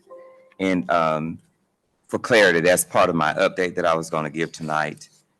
Making sure that the moves that were made. Point of order. I'm saying in general, this is something that I wanted to do prior to anything that has happened, honestly. So go ahead. I just want to be clear that I'm not talking about something that recently happened. It's really in general that we've actually talked about it when our HR position was filled. If you look at the minutes from last March, this was discussed, and it kind of got lost in the sauce.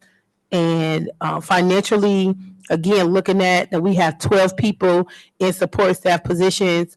Even today, if you look at my financial policy report, I did link a few supporting documents from October, and then also from that was given to us last week. Also, when you look at the policy and the handout that was provided with the salaries have been changed. It's just a lot of moving parts. No one can really say if it's in the budget, if it's not in the budget. You know, it's becoming a wordsmith, and even with the retitling of the new positions, again, like Secretary Triplett mentioned, when we change titles and we ask for positions to be added with the assumption that we are replacing, and then we find out we have 12 people, you know, other buildings have 2. Like, at some point, we have to be responsible for these HR moves that are being made. Again, I was under the assumption that all hires came before this board. When you look at and you click on this link and you look at the adjunct staff positions, many of those positions have never come before the board for creation. And so without assuming that anyone is intentionally doing anything wrong and without having a direct supervisor in that department, it's really difficult to know who to hold accountable. And so with that being said, if we know that everything is done here publicly on the record, then we can actually look in the minutes. But besides that, each chart is changing, and just a rule of thumb, you can change it on your end. I do have it saved on mine, and so I can see it. Right, I can see every time it's changed, and so you know, it's just a recommendation or ask. You can continue, Dr. Butts. Okay, thank you. Basically, what I was saying was that some of the changes that were made were to put certified staff in some of the positions. And also, there was some concern, and we talked about it earlier, about duplicating work. So some of those changes were made to stop the duplication. And all of the changes that were made were positions that were open and nothing that was created. So the new changes, what I think that you mentioned earlier about salaries for those positions, those are the ones from the HR committee that, and excuse that sound, they are actually working on the boiler downstairs. We had some concerns about it, and they're actually working on it. Let us get out of here. But those positions, The heat's coming on. it's the heat's coming on. Those positions that were moved around were to ensure that we're being financially prudent and making sure that we put certified staff, because that was going to be part of my update. I know there was some misinformation put out about some moves that were made, and those moves that were made, it was a social media post, but those moves that were made put certified teachers in front of our students and removed subs from in front of our teachers. So again, Madam President, as the the former HR committee chair, and also a 4-year finance chair and treasurer, none of my suggestions are specific If we think back to even in the spring when, we received some transfers from administrative positions, they were moved. It did not save the district any money. It cost the district several $1,000s. Principals were moved into director roles. Directors were moved into principal roles, which was a significant strain on the budget. And so the only thing that I'm asking is that those recommendations are made to the board, just like new hires. And then the board can vote on them and it'll be in the record forever so that we don't have so much gray area around these moves that are costing thousands of dollars. Okay, so as a member of the Board of Education, Trustee Creighton, you do have the option of requesting that something be added to the agenda, and I confer. I'll just ask that you work with Liz on the language of the resolution that you're suggesting come before the board. And then Liz, once you're able to do that with Treasurer Creighton, can you print me out a copy of the policies that are impacted? The policies that notate the right of assignment within that area? I know we have them linked to the agenda, but I found it's kind of difficult trying to pull a policy up and look at it on my cell phone. It switches and goes to another policy when I'm still reading. So if I can get a hard copy, that'd be amazing for me. And I don't need everything between 3,000 and 4,000, just those that right of assignment is mentioned. And I think the policy, Madam President, was changed under the former superintendent. I did pull up the email. I'm not really sure. We ran into this problem before, and so I can forward you that correspondence so that it can be at the top of your message box. Thank you very much. And Madam President, You have that the floor. policy also be forwarded to the policy committee so we can also take a look at it. Sure, everyone will get it. Okay. Okay. Madam President. You have the floor, Yes, Secretary thank you so very Triplett. much. Again, when we come to this table, it is very important that we, just take into consideration that we're looking out for what's best for the district. We cannot allow people's thoughts and feelings to lead the work. When people are doing the work from a financial perspective, we have sat here down through the years and people have walked out of here with millions. And our kids have not received what they deserve. And so this is not personal. These things are not personal. And we cannot let whatever people's personal feelings are lead how we move. People have yachts and homes and vacation homes and everything as a result of leaving this district. And we're still here on the battlefield fighting. So please do not take these things personally, because we are also looking out for our employee. We will definitely be looking out for our employee. We have one employee that we need to make sure that everything, our human resource department, we do not have a human resource director in that department. And so we just, there are some things, your ego cannot be that large that you think that everything is about you. It's about what we have to do for Benton Harbor area schools, because when people go on and leave, we're still here at Benton Harbor trying to fight for our kids. So again, I just want to always put that out there and to encourage the board to not be distracted. Continue the work. You're doing the work. Hopefully our staff is doing the work. Our superintendent is doing the work. Our chiefs are doing their work. So if everybody is doing their work and serious about the work that they're doing, it shouldn't be any problem. When there's a problem, something is lacking somewhere. So, or something needs to be adjusted or stirred up. So again, when are we talking about this being voted on next week? And if that's the case, if we come up with a resolution, how soon can we get that resolution for review and for clarification purposes so that we can make informed decisions? All righty. Next up, we have open public comment. Anyone present for open public comment? All right, you can proceed. I'll read the statement as you come. The Benton Harbor Area Schools Board of Education recognizes the value of public comment on educational issues and the importance of allowing members of the public to express themselves on district matters. Today, there are 2 areas for comment on the agenda of which you may decide when to speak: public comment on agenda items and open public comment.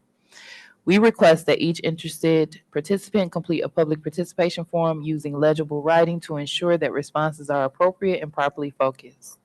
Per Benton Harbor Area Schools Bylaw 0167.3, which governs board participation at board meetings, we request that you preface your comments with your name, address, and group affiliation when appropriate.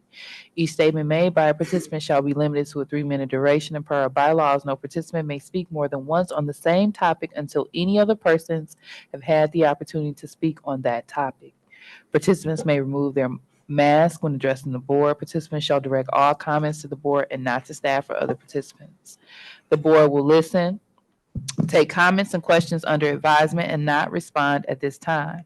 I, as president, will refer questions to the superintendent for research and response. Please ensure that your public participation form includes your contact information as requested. If you have specific questions for the board or executive team that require follow-up, please email those directly to liz.goodwin@bhas.org. You have the floor. Hi, I'm Roxanne Gilbert. I'm currently employed at Fairplain Middle School as an administrative assistant. Last night, I received an email from Dr. Butts at 8:00 p.m. stating that I will be transferred as a long-term sub at Ben Harbor High School, February 15th. I replied back. I did not receive a response back as to why I am being removed from my current position when I am qualified for that position. I have 2 degrees in that position. I currently also am in the process of my master's degree in that position. He wants to move me as a long-term sub at the Ben Harbor High School. I do not have a substitute teaching permit, and I am not certified for. I do not have a certification in teaching. I didn't receive a email back, a call, or anything. I think it's just very distasteful. I have been working in this district as an edu staff employee for almost 6 years. In December, it'll be 6 years. I have devoted my time more than enough to prove that I am devoted for these kids. These kids get more time than my own kids do. I don't have a work phone. These kids and these parents have my cell phone number. I treat everybody with respect. I come to work on time.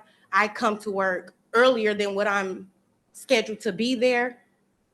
And I'm available even outside of work. I'm not understanding why I'm being moved from a position where I have an associate's degree in administrative assistant. My bachelor's degree is in business management.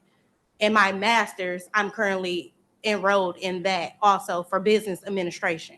I'm trying to figure out why I'm being moved from a position where I took a pay cut to take this position, for you guys to want me to take another position where you got to pay me more.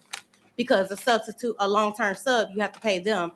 They're currently getting paid, I think, $175 or $185 a day, versus my administrative assistant position, I took a pay cut, hundreds of dollars. So it's not about the money for me.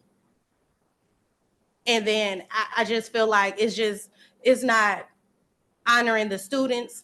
It's not benefiting the students by taking me from a position where I have got a lot of recommendations and a lot of praises that I'm doing a good job from, to put me in a position where I'm not qualified.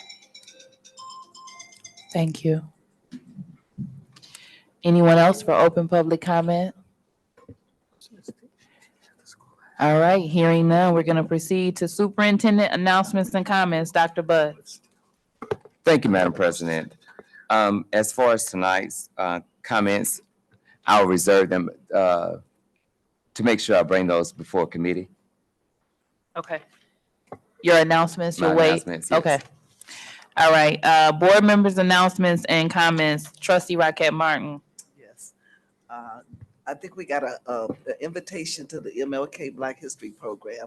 So come on, folks, let's show up for all of our school programs. I know a lot of you do, but just don't forget the kids. I had the privilege of taking some MASB classes in the Winter Institute this weekend. And one of the things that I took in one of the classes, it was said that our agenda our agenda should echo and read more about student achievement than a lot of other business. And so what I would like to say is whatever we do, keep the focus of student achievement in mind. We're always talking about fiscal responsibility, but how does that relate to student achievement? The bottom line is this, is if our students do not achieve, we will not exist as a district. And so we have got to put our emphasis, we've got to put our talk, we've got to put our walk on student achievement, getting our students where they need to be, that next level, so that they can be successful when they leave here. So, I'm for the kids. And so I understand that decisions come hard, but we have to keep in mind the impact it will have on our students at all times. And we want them to be moving forward. Thank you, Trustee Rocket Martin. The student achievement piece that you're referencing, was that a particular class or a PowerPoint Yeah, that you can it was a forward? class. I took 3 of them. So if you can't, Yeah. can you forward the PowerPoint materials from that particular course to us? All right. And then I just want to thank you for campaigning for your placement on the curriculum committee. I had already placed you there, but God works in mysterious ways. So thank you for student achievement focus. Next up, we're going to have Treasurer Creighton. Can I show a video of it against the board policy, as long as it's within my time? No, go ahead. Can you give me? Oh, you can't project audio. It's fine. I'll put my mic to my computer.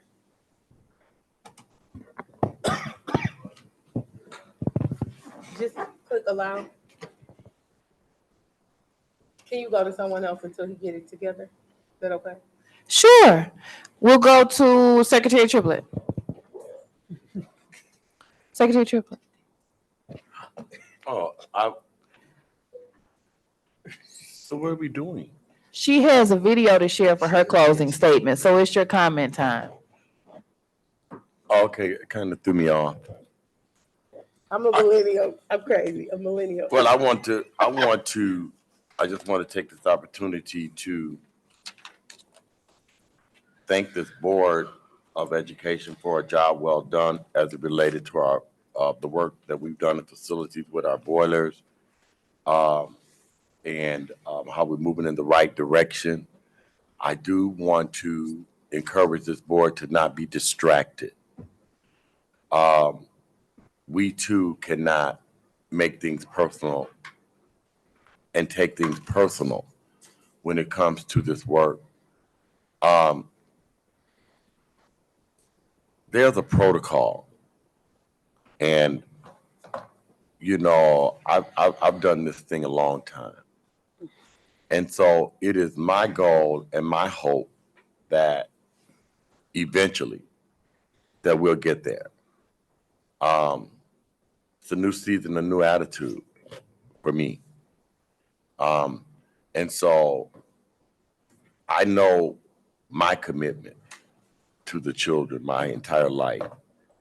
I made a conscientious decision to come back to Benton Harbor area schools when I graduated from college. So I'm not distracted. It's better to be axed up than to be axed down. And so I just encourage you all to continue the work.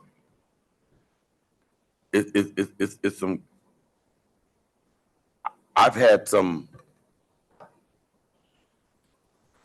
an opportunity to see some good work, to really see some good hard work and to be actively a part of this work. Nowhere is perfect. There's always more similarities than there are differences, and people say we put children first. And I don't know. That's been the toughest piece for me through my matriculation and through all of my years of experience and experience.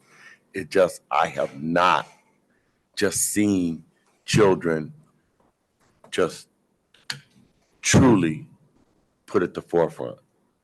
I've just seen things about grown people, where grown people are just battling and arguing and fighting and just, that's not education. I don't care what millennial, baby boomers, our kids deserve the best.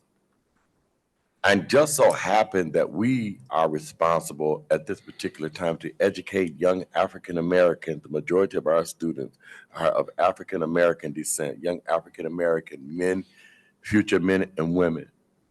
And so I don't want their blood on my hand.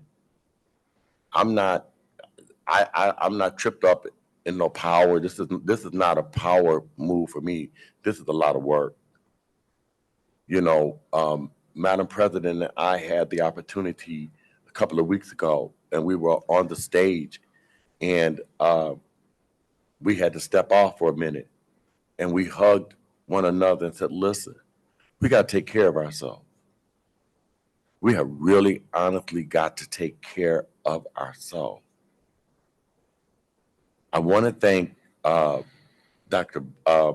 Ben Harbor Area Schools, Dr. Butson, everyone for what you guys have done as it relates to our children for the Mr. and Miss Benton Harbor contest, to Mr. Corson and to Chief Waddell. It was just amazing to see you there, and I think if we, I guess where I am right now, I want to close out. I want to close out with our kids winning. So I'm just in a different space.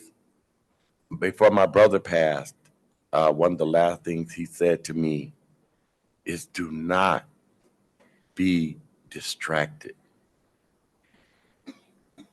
Those were just so profound words. Don't be distracted. So I encourage you, young people, who are going to carry the torch forward. This is a serious responsibility to Angel and to Trenton and to Deshauna, to Eleanor and to Angela, if you're going to continue this work. This right here is serious. Our community education system is depending on some of the things and the decisions that you're making. So y'all stay on the wall. And this is not like a resignation or anything. It's just a declaration. I was wondering. Yeah, it's not. It's a declaration because I've been in this thing for 40 plus years. I've been through a lot. I have really personally and professionally been through a lot. But one thing that I can say for myself, that it's been some good work. Tonight is my anniversary. And I'm here at this Board of Education listening to people and looking. I'm just like in this space right now in my life. Madam President, take care of yourself. Superintendent Butts, you got to take care of yourself. Vice President Bowens, you're doing a great job, but you got to take care of yourself. Treasurer Creighton, I'm proud of you. Thank you. And look, it's my colleague. It's my colleague. I came up under her. She was a young lady as I was a young man fresh out of college. And those ladies looked out for us and they took care of us. Stephanie, Wilma Davis Yates, just to mention a few. Geraldine, Renee Williams. Those were people that really honestly took care of me. As a young man, while out of college and what have you, they took care of me. And I hope that kind of love come back. to our community. Thank you for those who are here listening. We work hard. We work extremely hard. You guys you don't see it, but we work hard. It has affected our health in some areas. It has affected our lives. Some of our finances have been affected as a result of being in these public positions. But we are committed to our chiefs. You all be encouraged. Be encouraged. One thing I want you to know, regardless of what you may think, that we gave each and every last one of you an opportunity to come to our community to help our kids. So in the midst of it, I can like,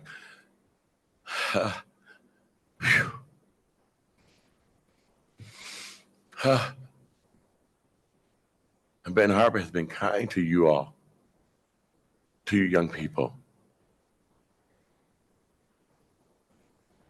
And y'all press your way. Each one of you all have something to give to our kids. And so when I come hard, because it's from my heart, and I want all of you all to be successful. I don't want you to come here and experience where your careers are ruined because you came here with people who really, really don't take this thing serious and think that it's a joke to destroy people's lives and hard work in their careers. This is for all of you all. I'm not talking about what I heard. I'm talking about what I know. I'm in it. And people say, they said the statement. My daughter pinned this statement in the Miss Ben Harbor pageant. And the question was asked about, and President Robinson was in that same pageant. And the question was asked about what would you. The theme for this year is the eye of the tiger. How would you be viewed in the eye of the tiger? Yeah, the theme for this year, the eye of the tiger, is upon you. How would you be viewed in the eye of the tiger? And my daughter stated in the eye of the tiger that she would be viewed as a cunning competitor and never the prey. Because tigers are predators. We're never the prey, but they left the adjective cunning. So I want you to know there's a tiger sitting up here. This fight that I'm doing right now, I did when these kids were kids. And I fought for them. And now the torch has been passed to them. So y'all cannot quit. Y'all stay in the race. And thank you so much to all of the citizens of this community and the parents who, regardless of what you see up here, you still trust us with your babies. So thank you, Madam President. I didn't mean to go there, at this particular point, but that's where I am right now. Thank you. Thank you, Secretary Triplett. Treasurer Creighton. I feel like it's hard for me. It was a great lead in, but it's kind of hard for me to follow that. It sounds like a presidential election. Do you want to share I'm next meeting? joking. I'm joking. Oh, okay. No.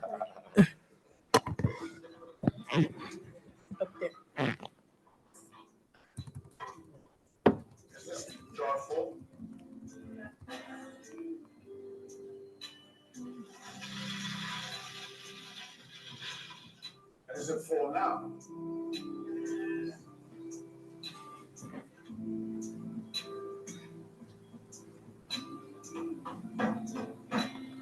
And how about now? Is the jar full now?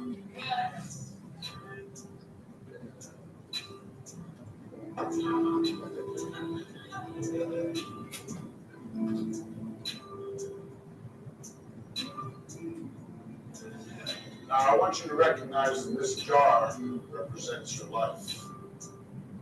Golf balls, the important things, your family, friends, your health, and your passions.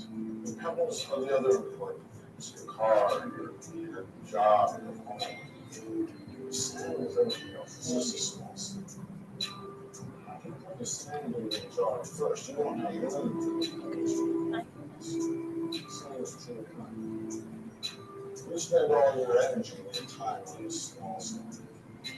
You won't have time for important things to happen. Pay attention to the things that are critical to your happiness. take care of the mothballs first. More important is set your priorities. It's all